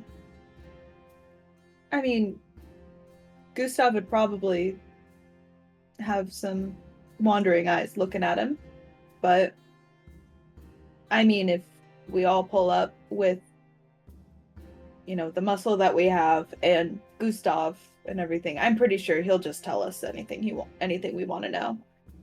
I mean, Oh, in I general. hope he resists, though. I mean, he Me too. needs me. I'm his emotional support mushroom. Well, you're also our emotional support mushroom. Thank you. I didn't realize that I brought that form of comfort. Yeah, of course. Well, we should get going. I'd like to meet this gentleman. Heard so much good stuff about him. From what they were just saying, neither of those things sound true. Hey, honey, I was just being sarcastic. All right, so before you go and have your conversation with Mr. the Worm, let's go ahead and take a quick break here so we can get up, stretch your legs, and all that fun stuff, and we will be right back.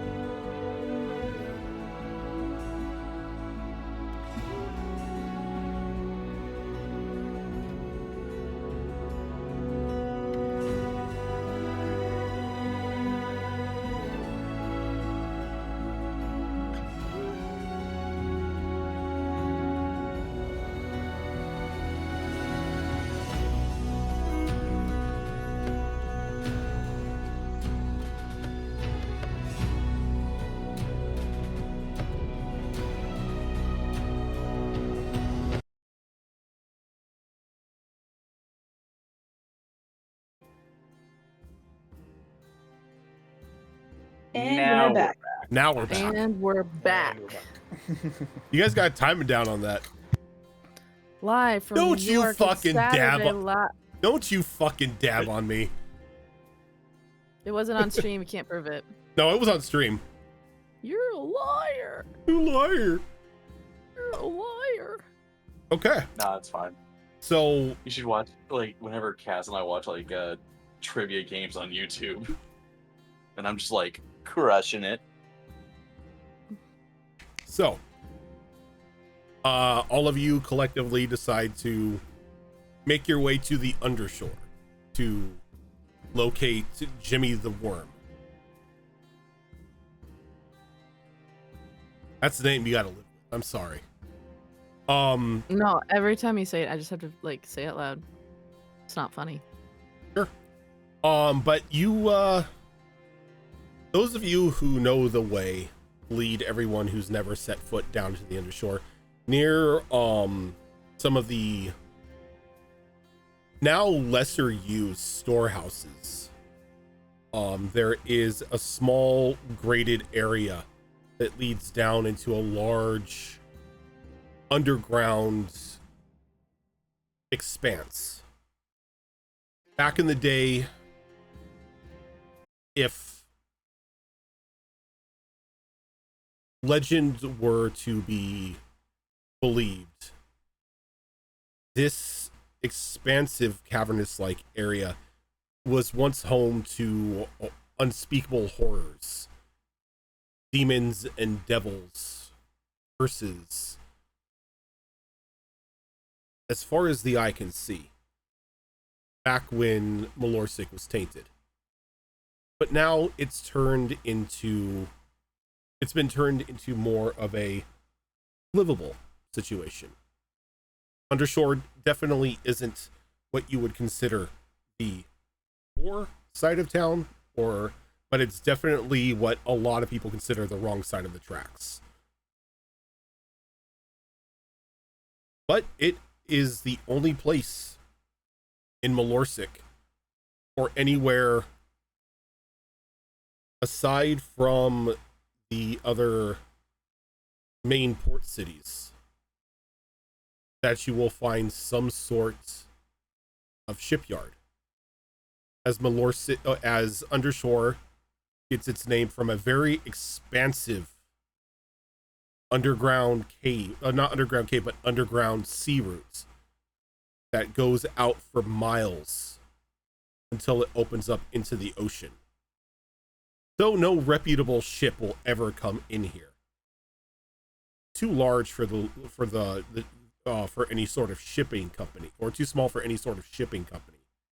But smuggler dinghies, rowboats, that sort of thing, all can easily come in here, bringing their ill-gotten goods into Mulorsik itself. The docks themselves are heavily controlled by a couple of the quote-unquote crime families.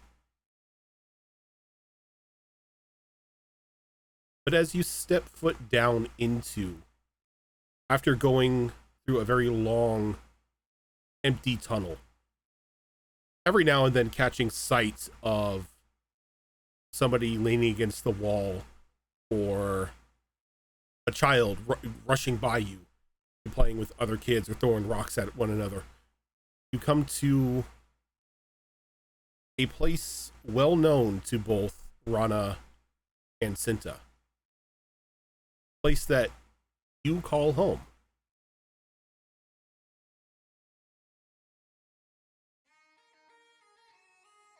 And it is an ever busy day down here in the undershore. Even from where you're at, Cinta, the very familiar cheers and victorious cries seem to be echoing as there seems to be some sort of heated battle going on in the well-known battle arena down here. Off in the distance, you can see the lights of a very familiar casino. People coming in and out, money in hand. But you unfortunately aren't making your way towards any of the so-called glitz and glamour of this underground city.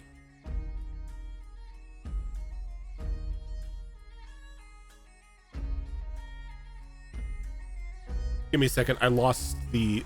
Ah, shit. I just turned it off. I lost the tab that the music player was on because I need to turn the music down.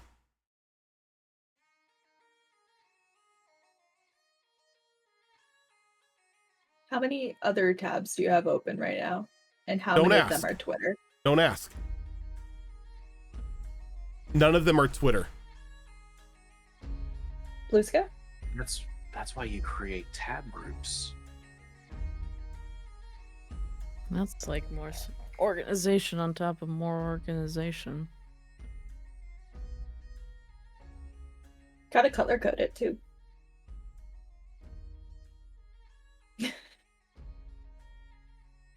But yeah. So, unfortunately, you're not headed towards any of the fun stuff. You and Rana begin to lead your group down to a small alcove of buildings. A place that you know Jimmy tends to frequent. And even before you round into the corner, you can hear Jimmy very loudly talking to somebody. Just like, yeah, so all you got to do is stand here, look intimidating, you know, keep the unwanteds away from me so I can, you know, do my business without somebody trying to rob me, stab me in the back.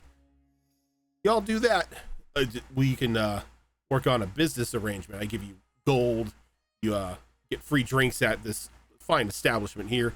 Just keep old Jimmy intact. Which fine establishment?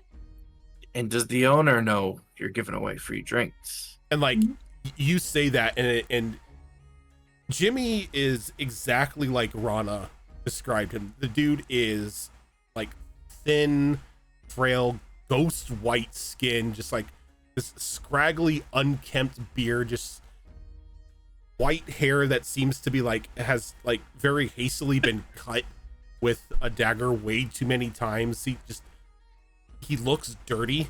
He doesn't look like, you know, he's had like a proper bath in days. But I thought you said just like Rana, and I was really confused when you no, described I said him. just like Rana said. Ah. But like in front of him there are two individuals Frog that with a beard. he's talking to. A very large, broad gentleman with a club sort of like stuck like at his feet. Very well kept mustache and like a bit of a Van Dyke beard, long black hair, and a eye in the center of his forehead, as this is a three-eyed giant. And sitting on his shoulder is this pale green, wild looking goblin, just like giant grin on her teeth. You can just see the rows of just like the pointed teeth in her mouth, short greenish, like a short cropped pixie cut green hair. She's just sort of like hunched on his shoulders, like she's just ever ready to pounce on something. And he is like sort of like looks up and he notices Rana, and then he notices Cinta, and he's like, oh,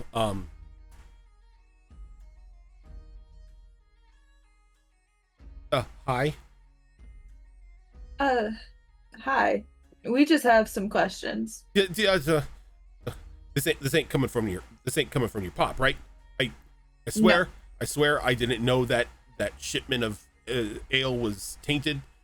Like, look, I didn't say anything about not guaranteeing any dead rats inside. That was between you and the distributor I put you in contact with.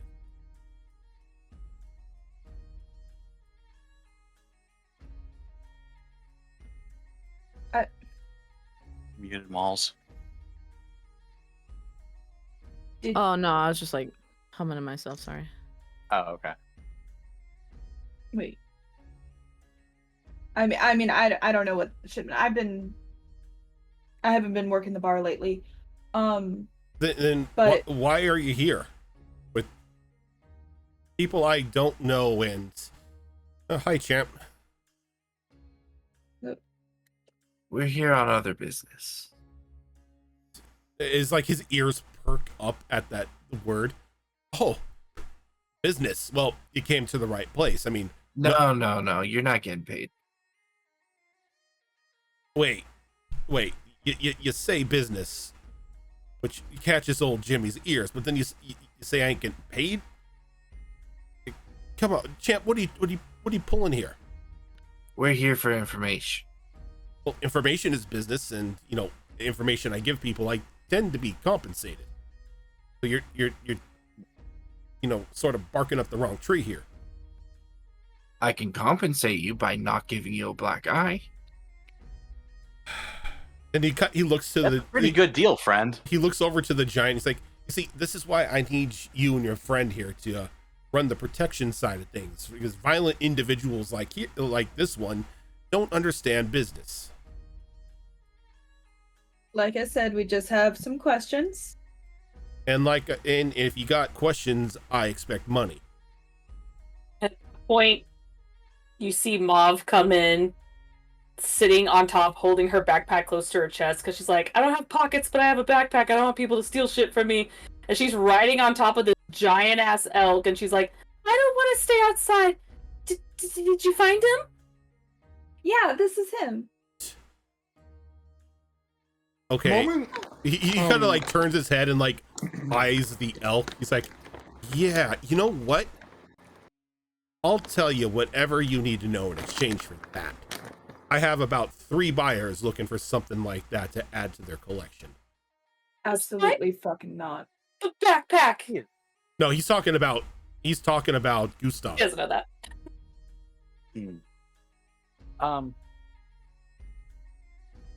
Temperance is going to take a step forward to the Worm's associates. Excuse me, friends. Has he actually paid you anything, or has he just promised to pay you something? The large giant turns and he smiles at you. No, the worm here said he was looking for help. Promised. Oh, okay. Coin. Oh, good. Okay. So in that case, I'm going to take out 2 gold coins, 2 coins for each of them. Here is actual coin in your hands right now. If you would please step away and go get a drink at that bar. As he looks up to the goblin sitting on his shoulder. Metal Man's got a point.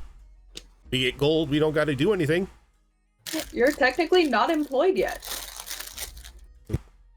My little friend has a point. Jimmy, you said we would be compensated, but you didn't say how much.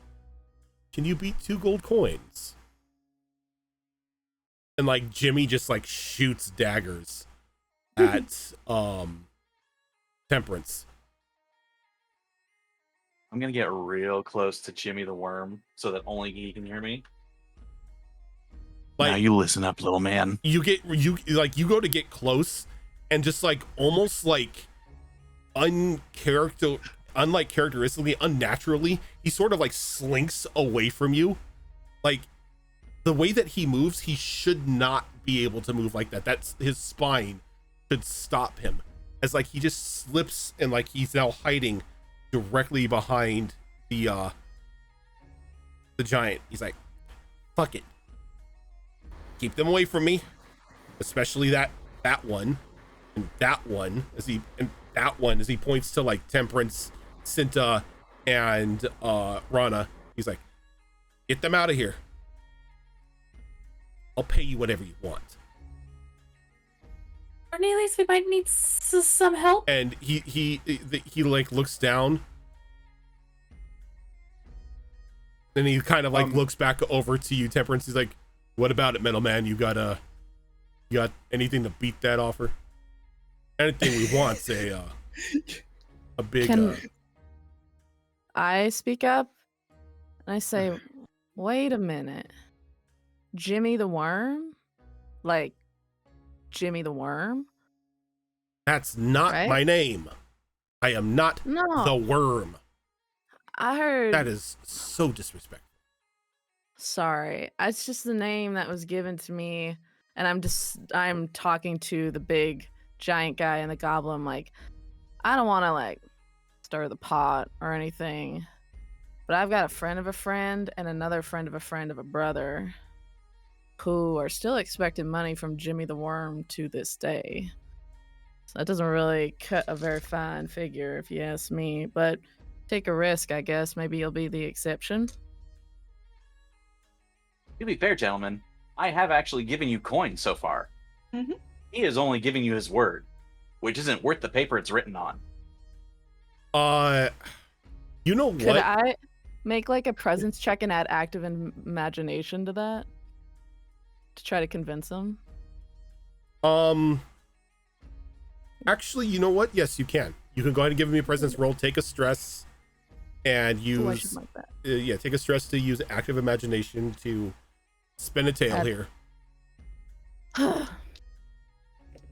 You know, anything you want, sure, but you still have not been paid from him.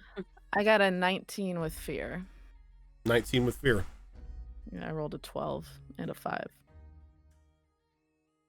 Pretty lady makes a point. You haven't Thank given you. us anything, Jim. And I assure you, he won't. Trust my friend of a friend. Jim's like, I really dislike all of you. Trying to do some business here and come into my establishment asking for information and you want it free? Nah, we ain't doing this.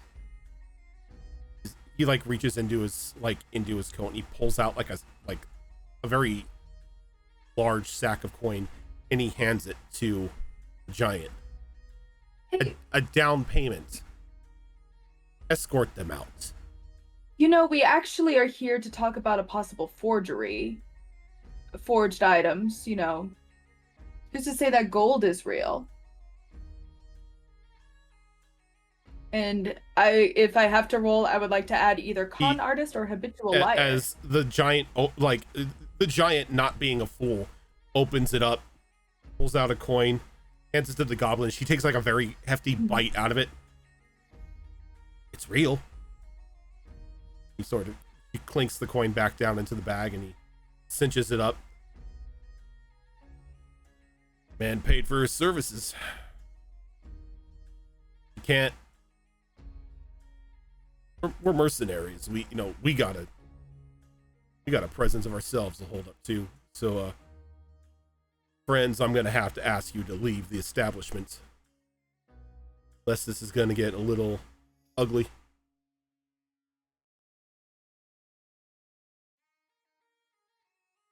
I did try to call in Cornelius to show this tall, burly muscle of a cow, like kind of help with the not so much intimidation, but just to like show like we have muscle too. Phil, were you trying to get a word in? I'm sorry for He was trying to get a word a few times, yeah. I'm so sorry. I didn't realize. We're fine, don't worry about it. Alright, so yeah, I mean, at this point, situation's kind of gone past that. I mean, yeah, I guess if you did call Cornelius in, I would walk in. Even more of you people. And this is, 7 feet tall, max strength spec, burly cow walking in. No shirt, no shoes, the usual. All beef. And as you walk in, the giant kind of like just eyes you up and down and kind of smiles and like gives you a nod of respect. As like he himself isn't like anyone that looks diminutive or anything. He's a broad cut of beef himself. Beef recognizes beef, we nod back. Yeah, beef recognizes beef. We'll look around, and considering I'm assuming off on both sides. What's that?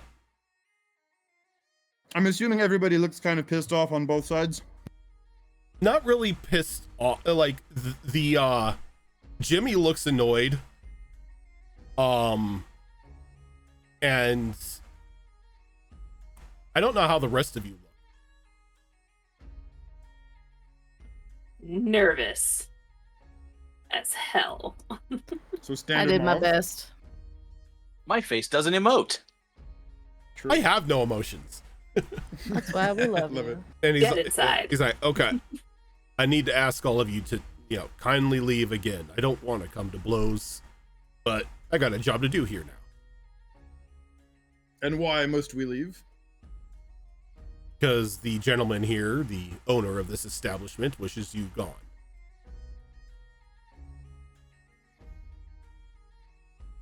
Is I the thought we were in gentleman tunnels. aware that his establishment is an alleyway? We don't judge. I'm afraid this is public road work.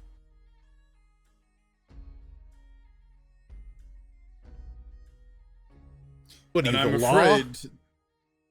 And when he Kinda. says that, we're gonna actually just look at him and just flat out answer yes. No. Yes, actually. No, don't say that. Don't say that. Now down we got here. a problem, friend. The law don't fly down here. Cinta thought just the face law- palms. We're gonna Hard. actually unfurl Oh, our no. wing. We're gonna actually unfurl our wings here, and we're gonna say, unfortunately, the law does fly down here, as we're gonna hover a few centimeters over the ground. I don't like being referred to as the law. Is the little rat, not the rat, but the goblin on his shoulders kind of just like does like a very agile like side flip off of him as she lands down. Like, ooh, buffalo wings. And she kind of like, she just like takes a hold of like the small coat, she opens it up and she whistles as 6 rats pour out of it in front of her. Ah, skewered rats. My favorite. As we'll show our pointy teeth here. I'm gonna take you all to a map. Let's go. I'm not You gonna seem lie, pretty- you almost described Kemek. Right? You seemed Except- pretty adamant about us fighting him. Well, I'm Maybe gonna let's be not go honest. down. It's more like the cow, unfortunately, paladin not lying. No, it's not. It's not that. It's just like it seems like everything that we're trying to be like. No, we just want to talk and we'll buy our way out. Nope. He turns out he actually has gold and he's offering it to them. Okay, dang it. Can't talk our way out of this one. I mean, I don't think we're gonna So, be able to talk our way out of everything. Just all to the show time you either way. Yeah. the character. Oh, you guys aren't on the map yet. Hold on. Mm-mm. I will refresh. I thought the law and the law won.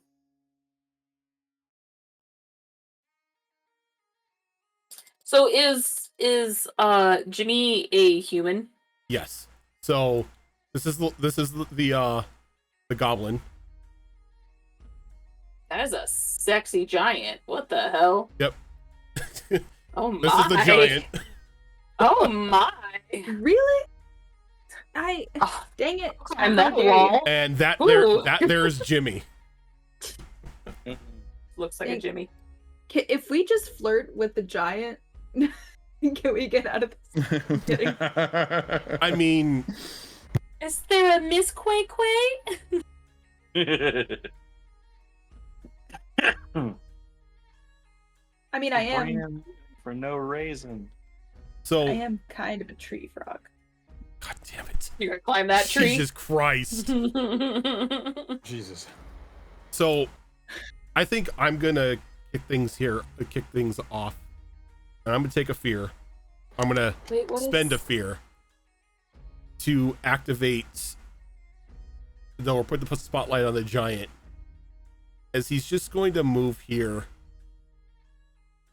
He's like, kind of has just like a very, not really sad look, but apologetic look on his face. Like, sorry to do this, friend. You seemed like a stand-up metal man, but we got to keep the law out of these streets. And he just takes the large club that he has in his hands. He just goes to baseball swing you.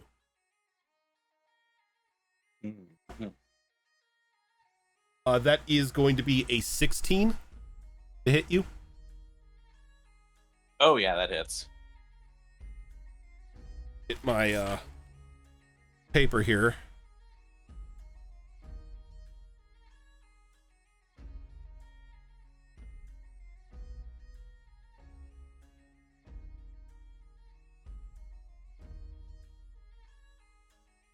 That hits, okay.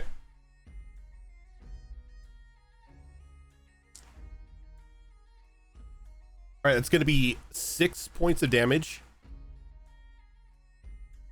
Okay. and he's going to spend a stress here to knock you, just like to send you flying to probably about back that far.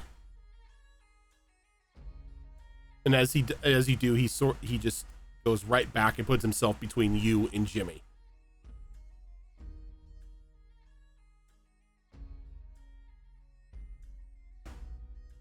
I will then take another.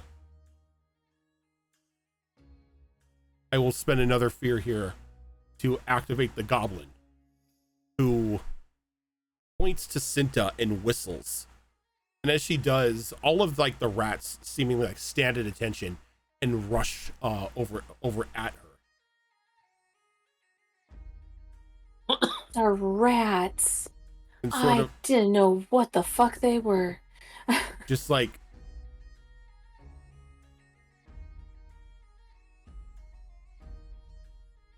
just form like a semi wall of rat around her as they collectively go to make an attack against you. As I want to make sure that I get this correct.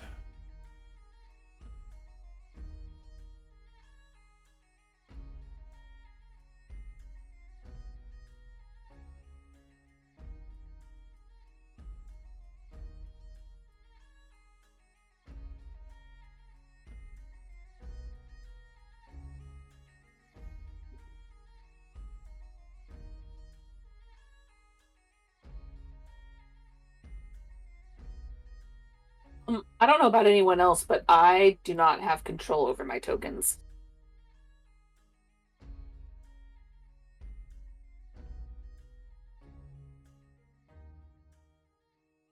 I'm good.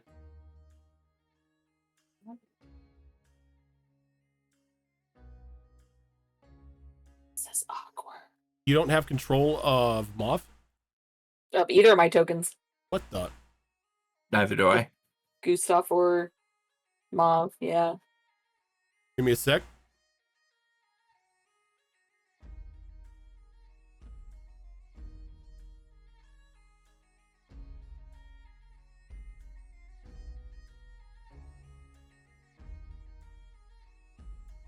Strange. Okay, you guys should have it now. Yes. Okay. So they're going to make a melee. They're all gonna make like an attack against you.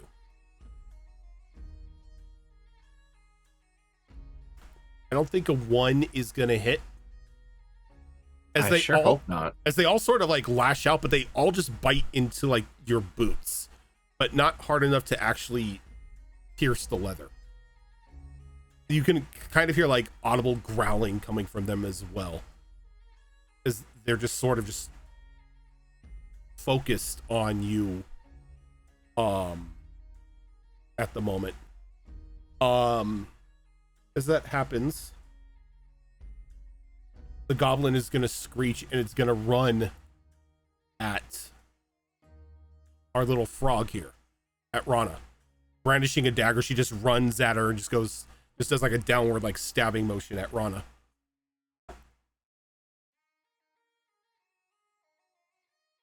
Rana, does a 15 hit you? Unfortunately.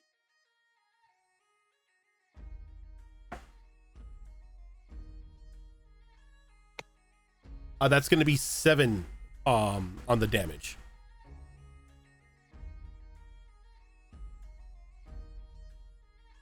Can I take a armor slot Or would that be 2 armor slot given the damage? Or you can only take 1 armor to knock it down 1 HP tick. Because I think the first limitation of yours is a 6, correct? First limitation? Like your damage thresholds. Your first threshold is a 7, or is it a 6? Minor damage 6. 6. Okay, yeah. So this would go up to the second one. So yeah, you can spend 1 armor slot in order to reduce it down to minor damage. Okay, and then I just mark 1 HP. 1 HP, yes. And 1 armor slot. Yes, and 1 armor slot. But I am going to go ahead and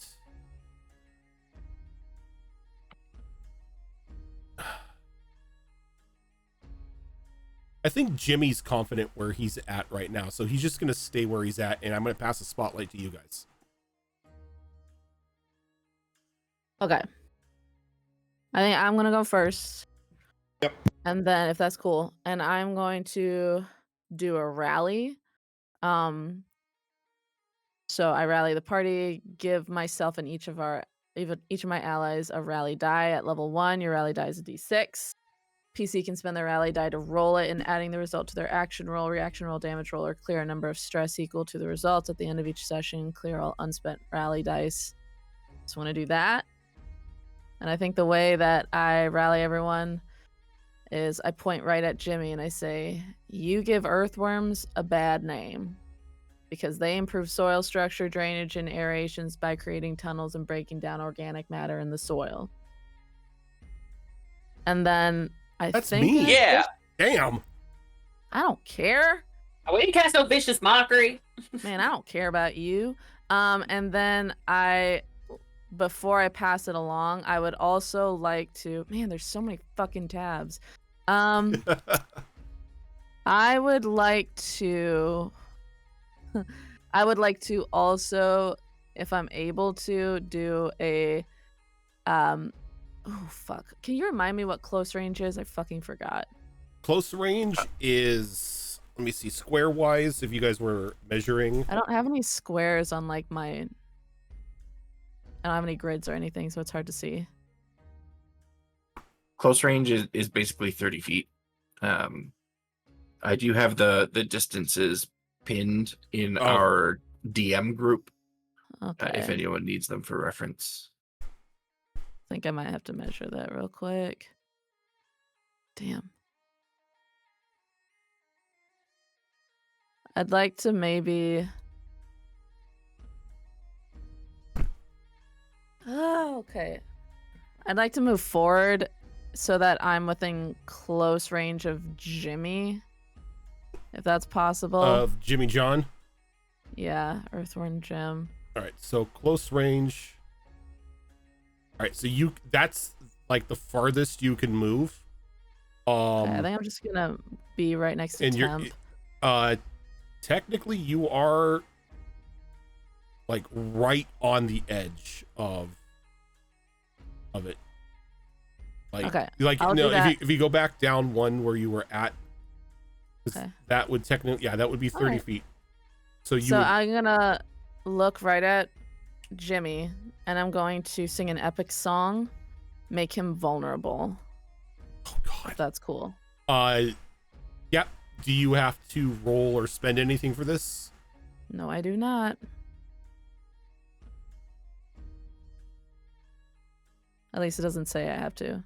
All right, let me get the vulnerability token here, so we know that he's vulnerable.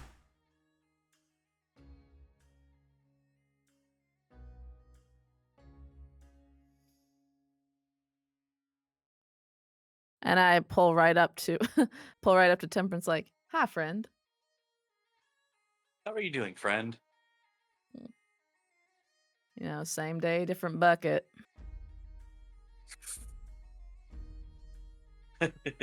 And I think that's my turn. Okay. Have at ye. I am not going to make the same mistake I did last time, because that bit me in the ass, quite literally. She's going to stretch her wings and take flight as Mauve is going to take to the air. as I activate my fly. It is a very simple thing I am doing, but it will benefit me later. So that is what she's doing for her setup, is just taking to the air. Okay. I will go ahead and mark Rana with the little wing token here so we know she's in flight. Of flying frog! Oh yeah, sorry. Moth. With you two, you're a flying frog. You're probably the only person I can carry. So hey, here's a question: Are these normal rats, or are they like weird magic rats? They look to be like your everyday giant sewer rat.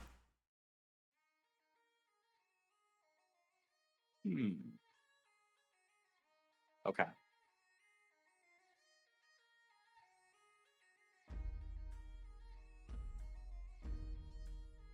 One sec. So are we good for me to do a thing, or is there any other non-action role based things that anyone needs to do first? What is the? Hang on.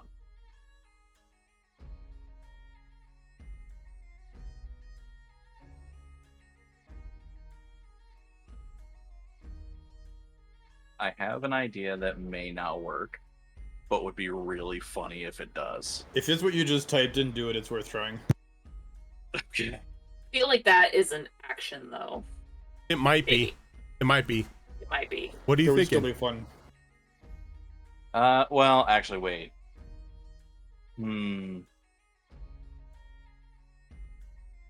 Yeah, I would have to. I'm just saying, going off of what we talked about earlier. To do the thing. Yeah. Well, okay. So yeah, we'll. Guessing entirely. Hang on. We're trying to coordinate better so we can kind of nail down the fighting now with the. Yeah, how no. the work is. Fox, do your thing, because mine is going to be a spellcast roll. Okay.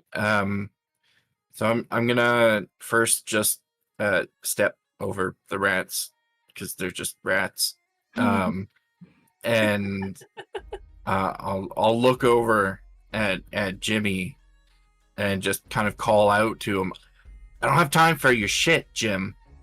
And I'm gonna grab my hand, my mechanical one, and give it a twist, and it sounds almost like a ratchet twist when I do so, and then I point it out at him, and it shoots off of my arm as I throw my grappler at him. I did not know you could hookshot someone. That is awesome. That's Okay. awesome. So you Flavor. as everyone just sees Cinta's hand just like fly off like towards Jimmy, a little tether connected to like the inside of her mechanical arm. And that is an excellent roll. He is vulnerable, so you do get the extra d6. Oh, right. So it's going to be even better. Ooh, that was a 5 on that d6 too. Don't forget you have your Nice. rally dice if you need it. And the prayer dice are still there too if anybody needs them. That's a 23 With hope. hope. Okay, take your hope. That is definitely gonna hit as your hand flies out and just like grabs him like by like the scruff of the shirt. It's like the front collar of the shirt, just very tight hold as he kind of like looks at you with like a very panicked look on his face. And it is a very tight hold as he takes 6 physical damage from that. How?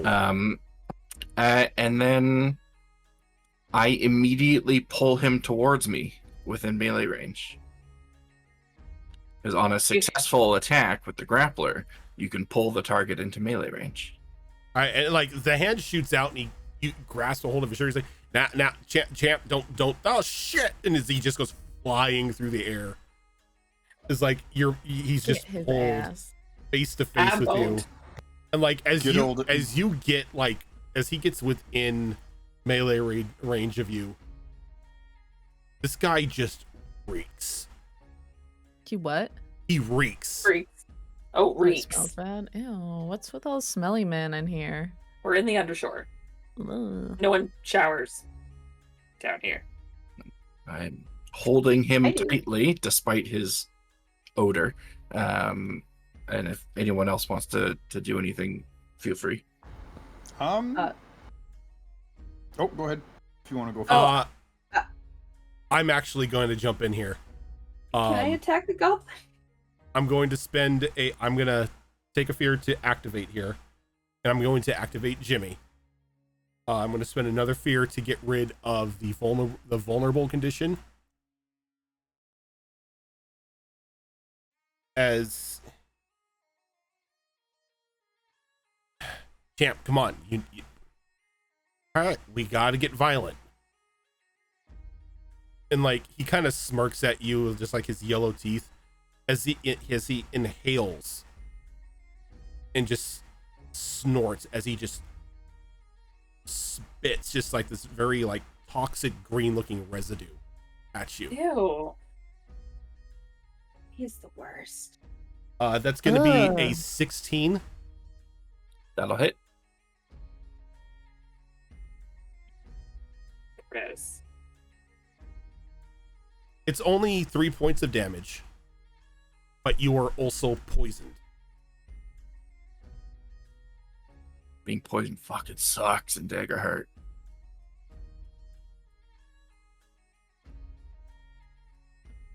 And I will spend another. Actually, he will take a point of stress. If I negate the damage from that attack, do I not get poisoned? If you negate the damage, you do not get poisoned. Then I will burn an armor slot to negate it. Okay. So like he just goes to chuck this like vile looking green liquid at you, and you just like quickly just like bring him up and just like block with like part of your arm. It just like runs down like the metallic sheen of your prosthetic arm, and just like looking at it, it's not natural.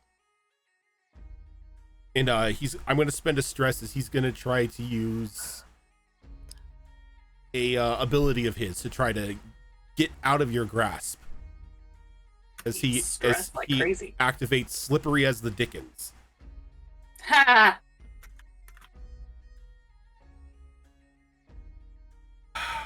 Okay.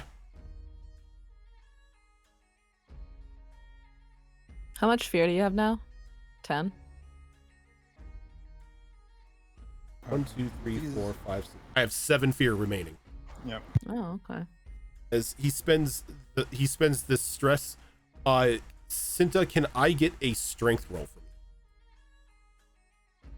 Sure can. Is this a reaction roll or an action roll? Like, does hope and fear matter? This is a reaction, so there is no hope or fear. This is just a straight up roll.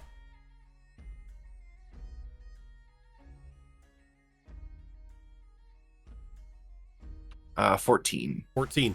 He pries and kicks and tries to get away, but the grip on your mechanical arm is too strong as you hold your grasp on him. As he begins to like make very audible panic noises, and you can see his eyes going wide. But yeah, it goes back to you guys.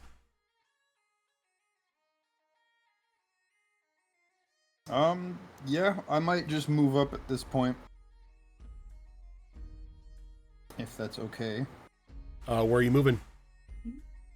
Next to the rats and to my good.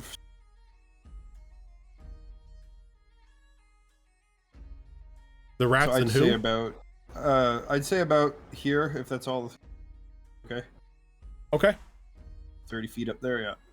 We are flying a couple of feet over the ground, like we said earlier. As we did spread the wings and hover a couple of feet off the ground, and yeah, we're just gonna fly up right there. And move-wise, I think I can do something. Give me 1 minute, because if I remember correctly, yeah, hand runes are very close, right? And very close means what? 5 to 15 feet, I think it was. Farther than that. I think. Very 5 to close 15 is feet. 3 squares. 3 squares. Yeah. So Okay. yeah. So 15 up feet. to 15 feet. Okay. Yeah, you'll see some light glow in Cornelius's hand as we'll try to fire just a hand rune blast at the goblin next to us. They're Alright. a little too far to just directly punch. Go ahead and give me an attack roll.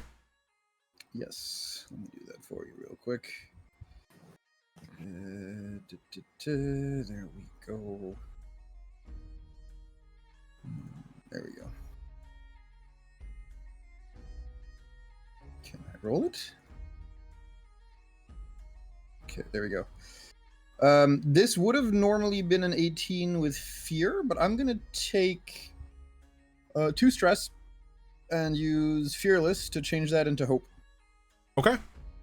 So I do need some hope at this point, and I will roll my 2 unshakable dice to see if maybe I can convert some of that stress into not existing. But yeah, that's an 18 in that case. An 18 will hit the goblin. Okay. Let me roll Dammy real quick then. Is 1d10 magical. It doesn't add anything to it yet, I think. No. Okay. So let's see here. Well, you know what they say, right? High accuracy, low damage. Yeah, that's just good old minimum 1 here. Minimum 1. Okay. Yeah, the 1d10 She'll did not take like that. me. But hey, at least we bonged her a little bit. Yeah, at least it's still a tick on their HP tracker. Yep. Okay. As you kind of like blast her in the back of the head, and she kind of Rana, you see her kind of like lurch forward. She gets a very agitated look on her face, and she kind of like looks up at Cornelius. It's like, one moment, please, as I'm going to take a fear to activate her, as she's going, as she just sort of like cricks her neck for a moment. You hear like an audible pop as she does just a very acrobatic backflip and like turns in midair and just dagger out, mouth wide open. She lands onto the cow and just to sink these large like pointed teeth into his neck as she tries to bite. Oh my. Somewhere it's like uncouth of a goblin. Right. Typical. I can't stop picturing this goblin as Kemek now. Right. So just having that image of like Kemek jumping up on somebody with teeth Going and claws savage. bared. It's going to be a natural 20, so a critical for a total of 24. Nice. That's a good damage. No, that's not damage. That's just a hit. Oh, that's the hit. Okay. I will take it. Can I use a reaction? Oh. Depends on what the reaction is. I want to pull out the rod. You could, if you want to spend a stress or hope, you can force her to re-roll that if you want. I'm gonna spend a stress and have it glow green, as she's just like, oh, I don't. So it's just like, okay. So she has to re-roll this attack. Mm-hmm. Okay, not a nat 20. It's going to be an 18. Still hits, but hey, no crit damage. We'll take the crit. All right, that's what I was more worried about.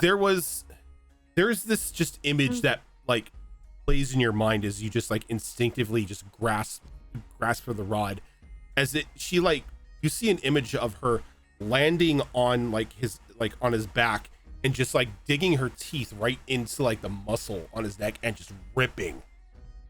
As she just has like this big smiley mouth full of blood. But as you use the staff or the rod, that green light hits her, and you see you sort of warp reality.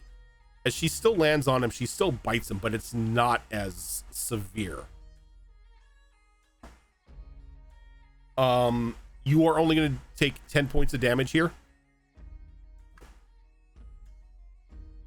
Okay, in that case, I am going to...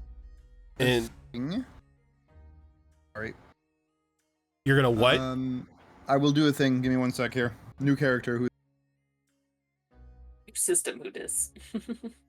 That too.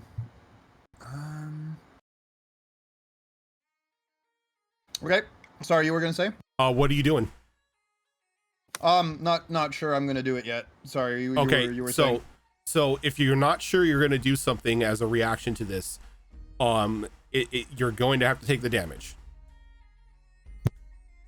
Okay. I will probably spend a point of armor to reduce it. Okay.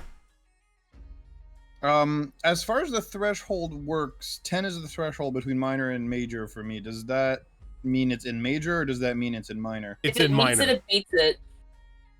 Oh, it's in minor? It's in okay, minor. so yeah, then I'll spend 1 point and I'll just negate it completely.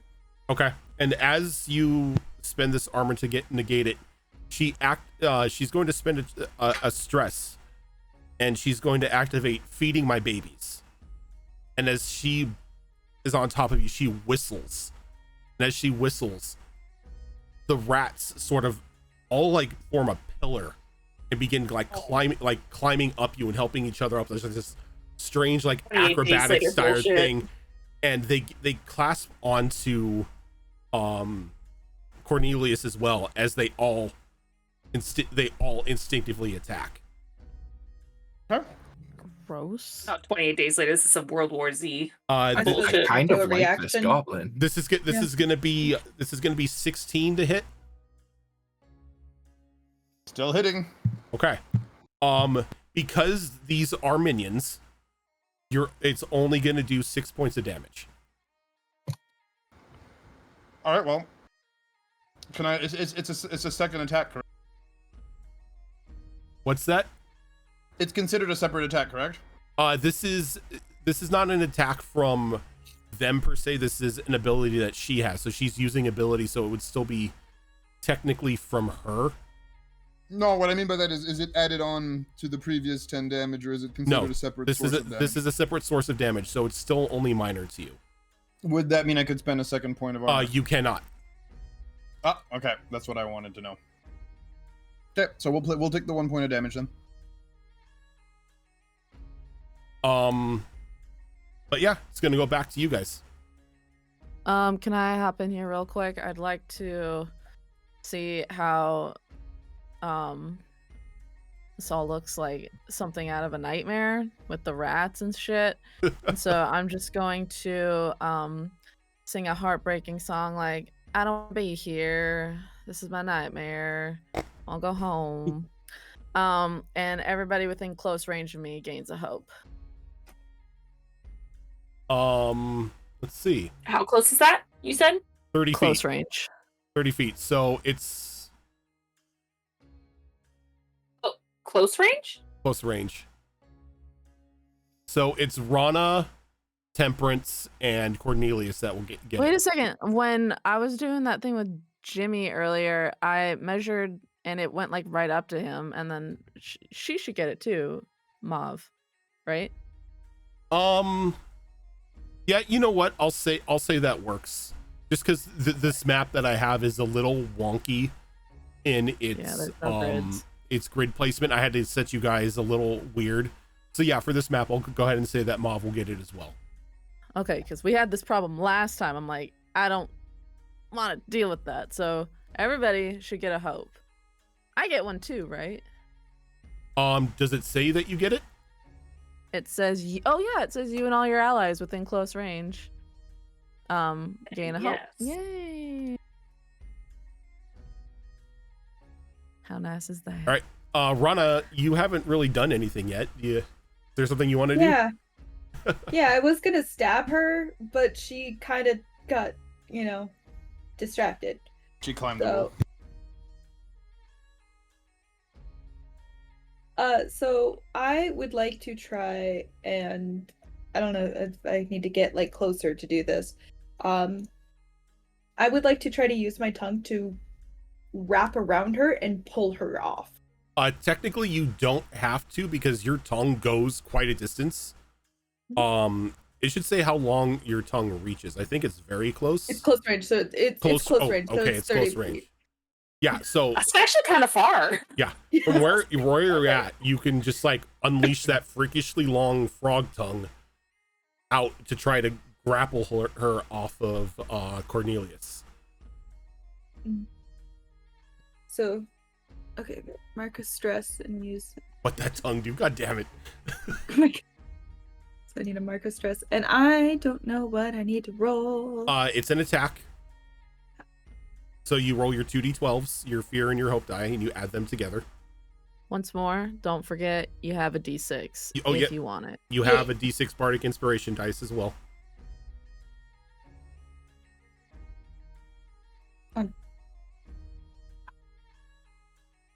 Forgot I need both dice, guys. God damn it. I'm sorry. I had an idea ready, but everything else was not ready.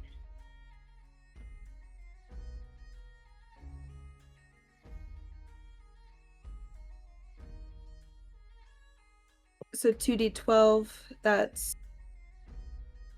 a 6 with the hope die? Oh no, together, right? Yeah, 9 with the hope die. 9 with hope. Yeah. 9 is not going to hit, but you do still take a I point was of hope. just about to say, can I do the d6 You as can well? add the d6 on top of that if you want. Okay.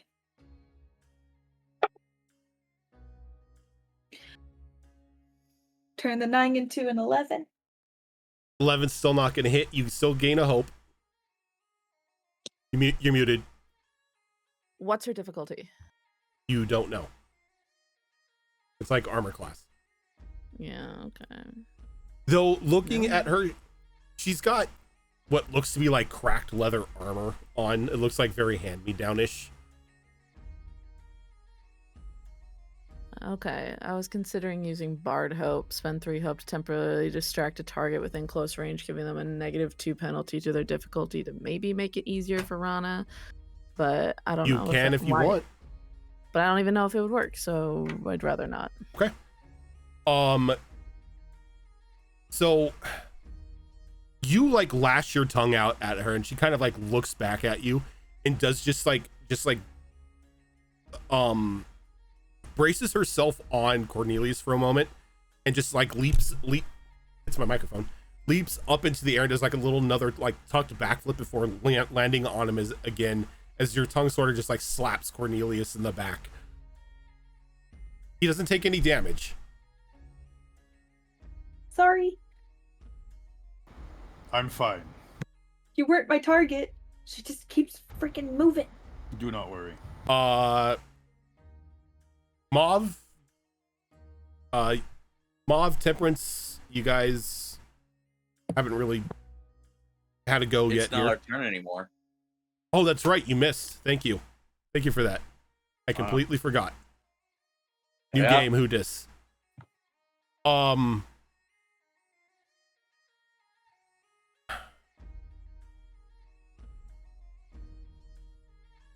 wait. Okay, so I think Giant Man here.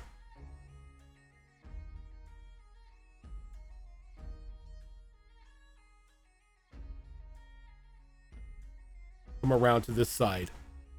Are we about to play tug of war with Jim? No. As he kind of like looks at you, he looks at Jim, and he looks at the arm, and again he's like, sorry about this. And he takes his club and just like overhead swings down onto the arm.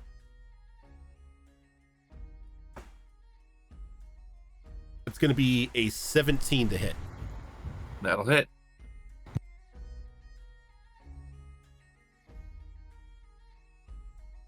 That's going to be 13 points of damage. I would like to make myself the target of that attack using... Using what? I am your shield. When an ally within very close range would take yeah. damage, press and the hit. Keep cutting out, hun. Sorry about that. Okay, so there's going to be a big shift here. As you see a goblin and rat covered... Yeah. I'm trying to think of how this is going to work mechanically. I have no Because- idea. Just slowly hover in front, like, I got this, and force everyone to follow him. Basically, they're all climbed Get onto down, me Mr. right now, President. so we're just flying over, I guess. Get down, Mr. President. Right. The only thing I can think of that would work, given the fact that she is also holding on to somebody and he's right on her, is pretty much you guys are just swapping places here. Makes I think sense. that would work, yeah. Because it's now a clusterfuck like this. Yeah.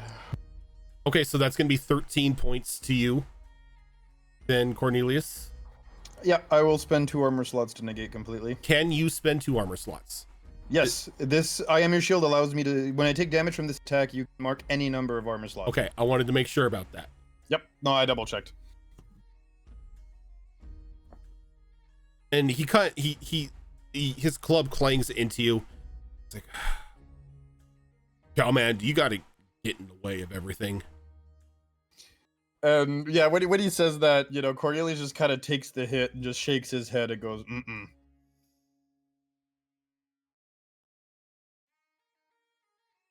Rev, sicker.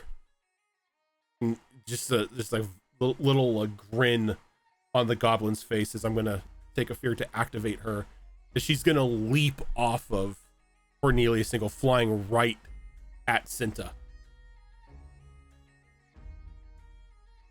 Put her down here.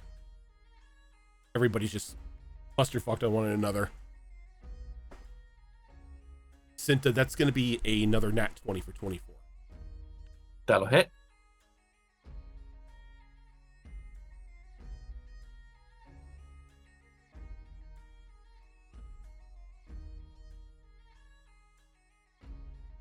You're going to take 20 points of damage as she just lands right on you and just buries her teeth right on your portion of your body where the mechanical part ends and the flesh begins, as she just bites and tears.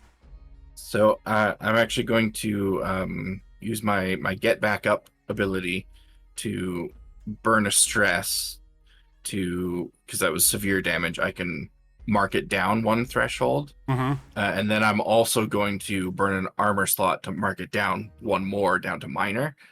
So as she comes flying at me, I just try and backhand her, get the fuck off me, runt. As you go to backhand her, she just very agilely grabs on and loops around and just bites onto you. As she just makes just this audible animalistic growling noise. As she just holds there. Growl right back. And with the distraction,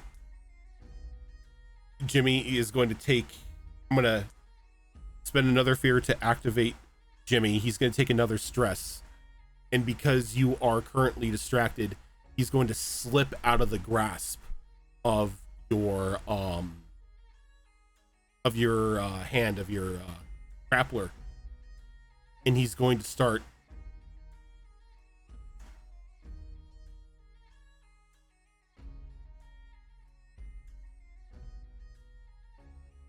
making his way over here where there's a small crack in not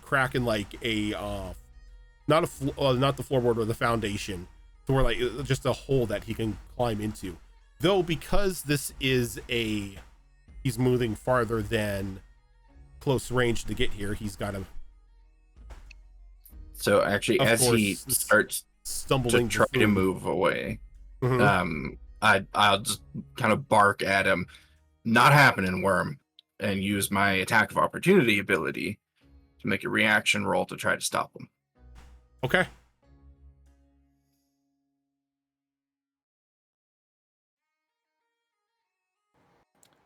Remember, I can buff that if needed. And you also still have the thing from Malls. Oh, right. The thing from Malls is a D6. D6? D6. And I can give you up to a flat 6 on top of that. Either a 3 or a 6. I think I'll be okay. Everything added together is 19 with hope. That hits. Okay, and I can choose what happens here out of a few options, but I'm just going to choose to stop him from moving. No damage, just stop him from moving. Oh, I guess the damage does happen regardless, doesn't it? Mm-hmm. Yes, it does.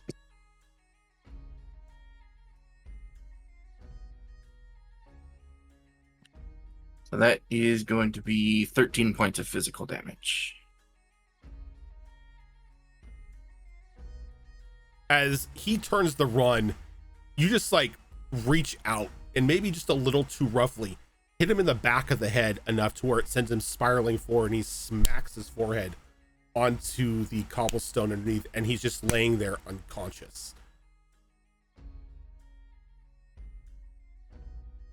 And the giant and the goblin kind of like look at each other. Giant picks up his club, just puts it on his shoulder. What are you gonna do? Boss man's down. Screw him. As the goblin is like sort of like looking at Cinta, her eyes wide. She just got like, her mouth is just like covered in blood, and she like slowly like lets go. Yeah, sorry. No hard feelings? Just business. Not this time. But you bite me again, I'm gonna bite you back. I might like that. She like slowly like climbs down, you know, and she puts her fingers in her mouth and she whistles, and all of the rats just one by one crawl off of Cornelius. Yeah, as they climb off, by the way, I'll spend 3 hope to activate my Seraph feature, if that's okay, and you'll just see them climb down and everything. Those scratches and I took, see them close. I'll heal the 1 HP back. Wait, what? I didn't hear. Like, you are breaking up big time. I am so sorry. Something's wrong with my mic. 1 sec. Yeah, that's probably All why right. we didn't hear you earlier when you're trying to. Is this come better? in. I mean, it's At the moment. Okay. I was saying, yeah, if possible, I would have Cornelius spend 3 hope and just heal the 1 HP damage he took earlier. You just see the wounds close. Okay. if you want, you don't have to spend 3 hope. I can just sing a song and it clears a hit point. I mean, entirely up to you. I'm literally a Just factory keep regardless. your hope. And when we got a second, I'll just sing a relaxing song. Everybody within close range clears a hit point. I can do it once per long rest. All right, yeah, that's a good idea. Okay. I'm just like, chill out, cowman. Just chill out. As the rats just like all climb up the goblin and find their respective pockets in her coat.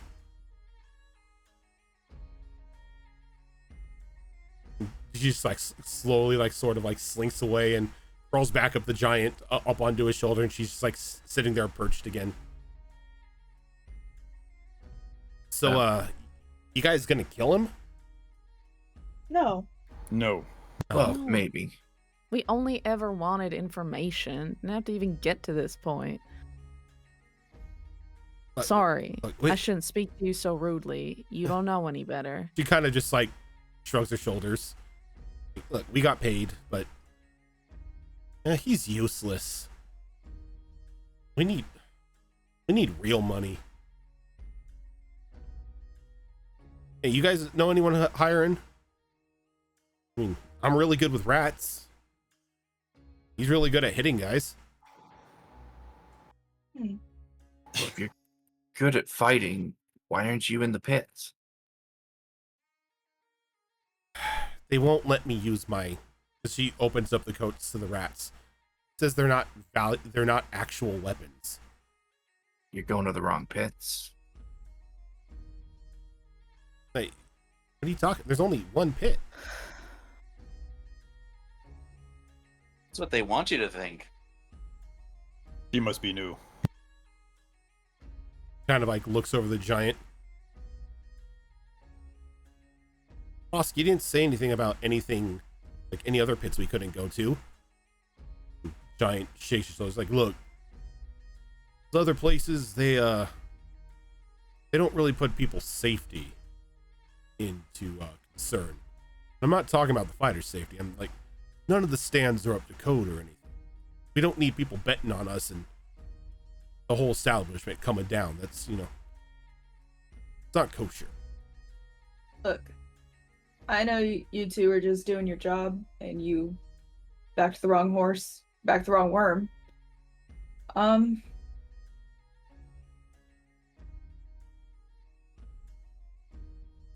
You know, my family owns hops. Have you been there? She, like, her ears perk. She's like, what hops all the time? You guys know how to bartend? I know how to drink beer. I can learn. No drinking on the job, but no guarantees. But The giant smirks and he's like, I can't bartend, but I can bounce. that is a good option. I'll put in a word with my parents. We'll see where it goes. Before they leave or anything, I go, by the way, I believe my friend, and I point to Temperance, I believe he gave you guys 4 gold to let us deal with Jimmy, no violence. Turns out it didn't go that way. Can we have that 4 gold back? He kind of like, it's 2 gold. 2 gold each, wasn't it? No, it was just 2 gold. It was 2 gold each. No, it was 2 gold each. Mm-hmm. I distinctly No, I'm remember not it was even 2 trying. gold. No, I out of character, Rojan, it was actually 2 gold. I know, each. I know, It was. I know. But I'm he's using- saying it was only 2 Oh. gold. Kind of looking at it. Listen, buddy, I might have been born at night. I wasn't born last night. I saw as clear as day. That was 4 gold total. Can you give me a presence roll? Sure. You two are not building up your chances for a job. Yeah, it's really quite bad. All right. Just might forget about talking to people like that. Oh, I got a 12 with hope. Go ahead and take your hope. He's like, right.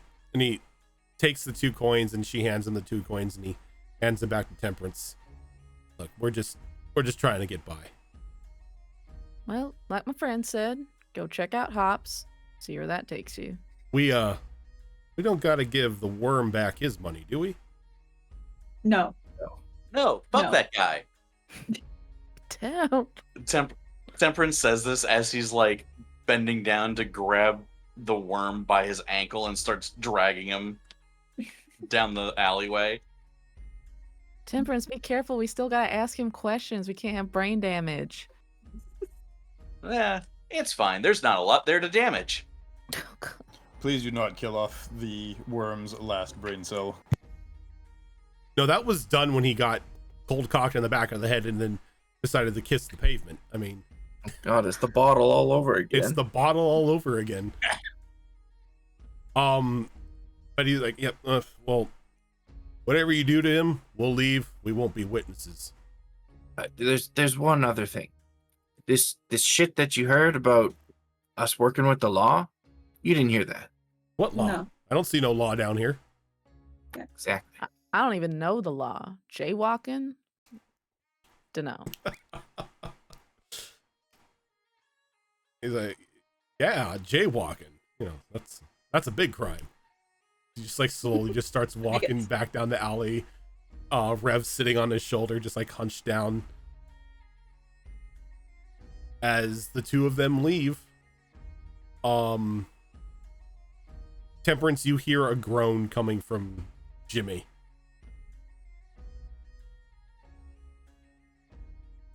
Give him a kick in the ribs. Quiet, you. It's like And continue to drag him down the like alley. you kick him and he coughs. He's like, just watch the merchandise. It's like you have them as down the alley as possible. Okay.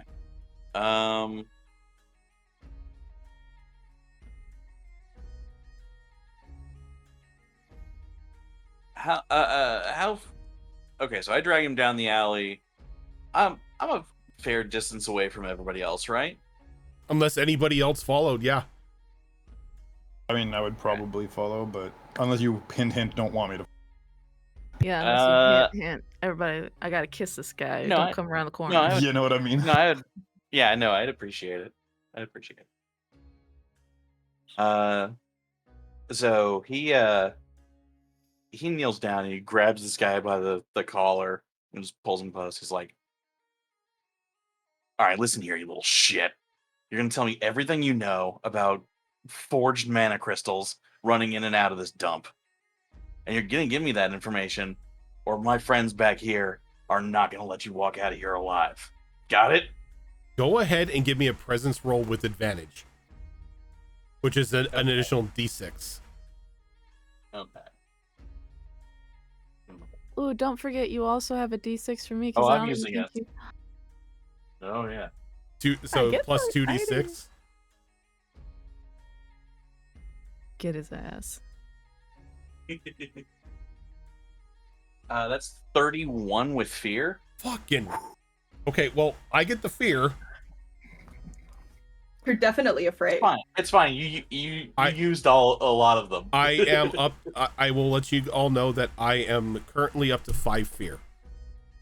We really should find some kind of thing so we can see how much you got. I wish there was something that I could show. Like, I need to find something that either put it in roll have 20. an abacus, and just move it along like an actual. If I Yeah, could, like have it be a token type. where You can Like literally just get like numbered you can just use coins in roll 20. Like you just put them on the board. I guess I could do that. Yeah. All right. So Or nobody likes my abacus idea, I guess. I like I the like abacus idea, but let's bring it forward a few centuries. Just get like little magnets that you could stick on your mic arm there that's facing the camera. That's cute. I like that Ayo. idea. Yeah, and then I just have Wow, to. you're so smart. I could try to find something like that. Oh, I like that actually. It's But like- you gotta it's find like enough for, very- 12.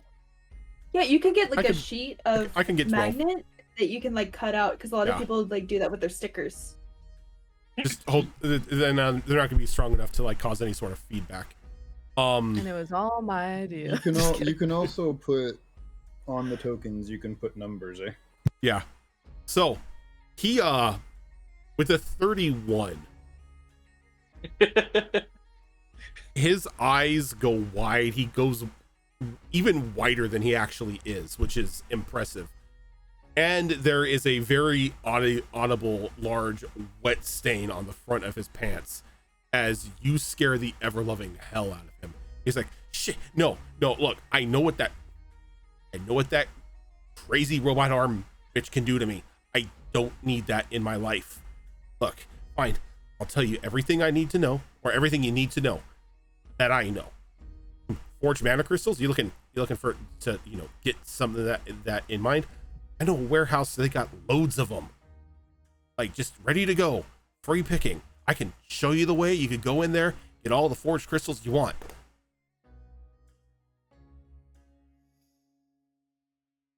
Oh. Well, is that a yes? Who's running? Where is it? And who's running the trade? Shit. And like he doesn't I can't say that he tries to even resist telling me with a 31. He's just like, look, Black Hand gang, they're running the trade.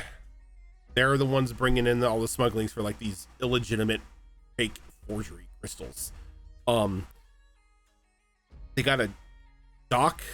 They got a warehouse down by the docks that is supposed to be condemned, but they're using it as a storehouse for their stuff. Everything you need is down there.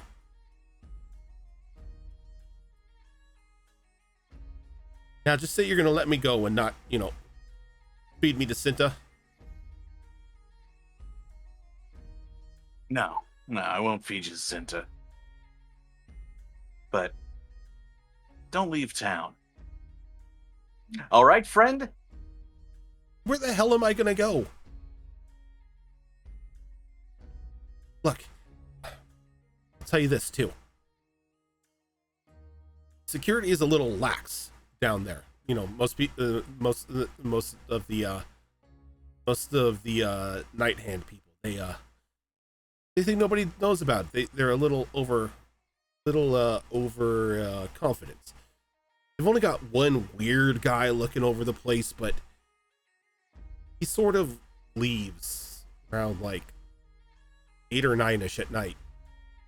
Goes and just takes up goes and gets a drink at the ship's mast. Just wait till then, it's free picking. I mean, you got Loskin with you. If you need a lockpick, she can do it.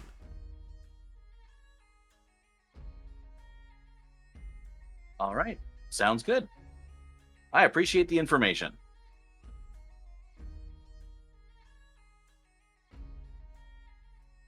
Keep your nose clean, and we won't have to have this conversation again. Yeah, maybe I'm in the wrong line of work. Yes, maybe you are. Maybe you want to go home and rethink your life. Yeah, And he just and like starts to walk the away. moment his feet hit the ground, he's gone.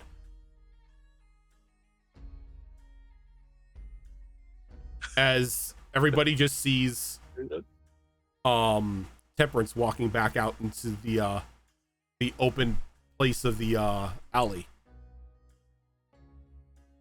Did he slither out of your grip and get away? No, I let him go. He gave me What? all the information we could ever want. Oh,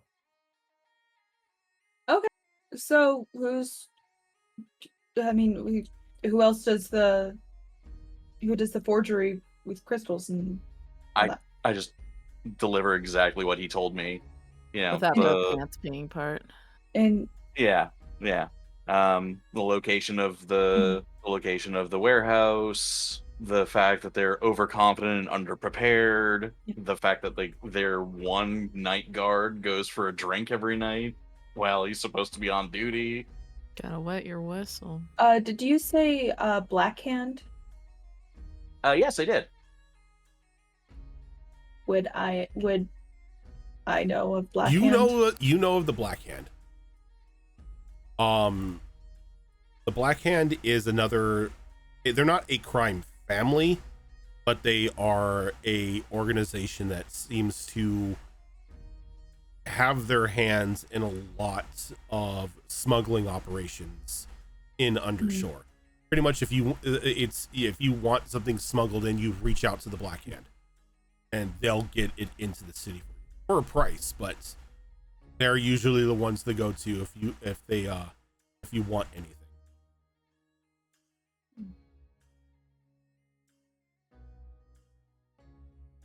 so you let the worm go. Yes, he'll be a valuable informant later on. Did he leave you anything? For me, I mean?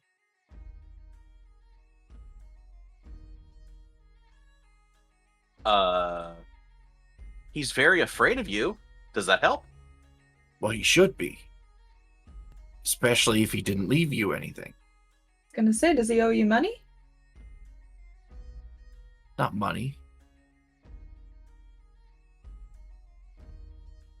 Something else. No, he didn't leave me anything but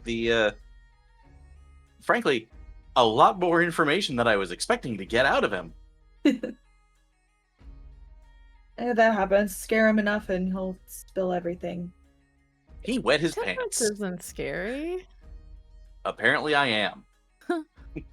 I kind of laugh like, yeah, right. Yeah, you're so scary. No idea. Yeah. Clueless. Senta, do you want to let us know what he owes you, or something for a later time? A later time, I think.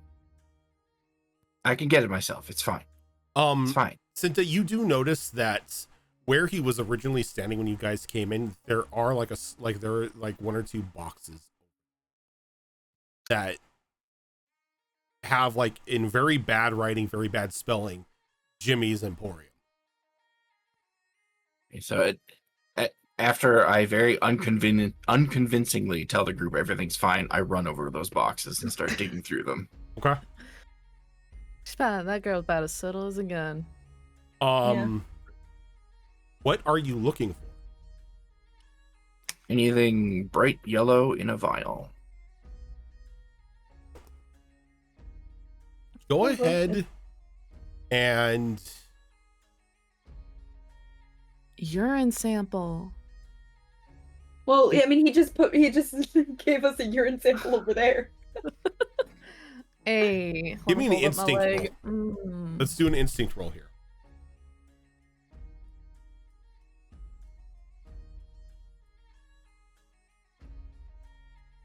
It's not great. That's terrible, in fact. That's a 9. Sure to With use your hope. D6? I did, yeah. A 9 with hope. You dig through everything, and you do find a small, crappy looking leather satchel. Again, poor spelling. It says for Cinta. And you look inside of it, and 2 of the vials are broken. You've got another 2 in there, and then there's another one that's this odd bluish color that's labeled free sample. Hold the blue one up and look at it. A bit cockeyed, but free sample's free sample. I stick it back in the satchel and tuck the satchel in my pocket and return to the group as if I didn't just dig through dirty old boxes right in front of them. And with You got your an tetanus shot? instinct of 9, you all see her dig through there, and she grabs something, she looks at it, puts it back in, and she stuffs something into her pockets. All right, we're good. We can go. Found what you're looking for? More or less. Did we see her Alright. lift You hold up the vial and everything too? you saw her looking at something before putting it into just a small bag and stuffing it into her pocket. Hey, I'm not gonna pry. We all have our secrets. List of Let's things, go. not my business. Yep. I got you. All right. Well, let's go visit this Black Hand gang a little visit. See what that guy's deal is. Maybe it'll be a lot simpler than this was. It'll be a lot simpler than this was, won't it? As you say that, you're beginning to walk out of the alleyway, and you're cut off as just this large pillar-like club slams in the ground in front of you, kind of stopping all of you, as this massive bullfrog comes out into view, dressed in a very ill-fitting suit, and he's just sort of tapping the club in his enormous hands, and he's heard you making trouble for our Anna? And that's where we're gonna end for this week. Who's that, your boyfriend? Man, that was a good sesh. Yeah, man. Take it away, Rojan. Yep. I'm just muting the music, closing out all of the sheets and everything for the enemies and whatnot. But yep, that is going to do it for us tonight, everyone. Thank you so much for tuning on in. If this is your first time here, this is not the only show that we do. Coming up on Monday, we are going to have another episode of Destiny Forged, which is our longest running show here on the channel, currently in its 4th campaign. Every other Tuesday, we got Star Wars Tales of the Outer Rim, which is a Star Wars game run by Tiltbot. Hello, Evie. Cameras are a little messed up, but we're signing off here. Coming up on Thursday, we are going to have another episode of Mass Effect Horizons, which is a Mass Effect game run by Zorro. On alternating Thursdays, we have Tricorn Isles, which is another 5th edition game that I run. And then coming up this Saturday, starting at noon, we've got another episode of what's that show? Oh no, we don't. We do not have another episode of Withered Wastes this weekend, as we are going to be down a couple players. But we will be back in 2 weeks for another episode of that. But on alternate, and then later on in the evening will be Vigilant 6, which is our superhero game. And then coming back on the following week will be another episode of The Downfall of Propriety, which is our Bridgerton-inspired mini adventure run by Malls. And then us here on the City of Redemption, which is our first Daggerheart game on the channel. But for now, we are going to head on out. Thank you so much, everyone, for tuning on in, and we will catch you later. Bye. We love you. Goodbye.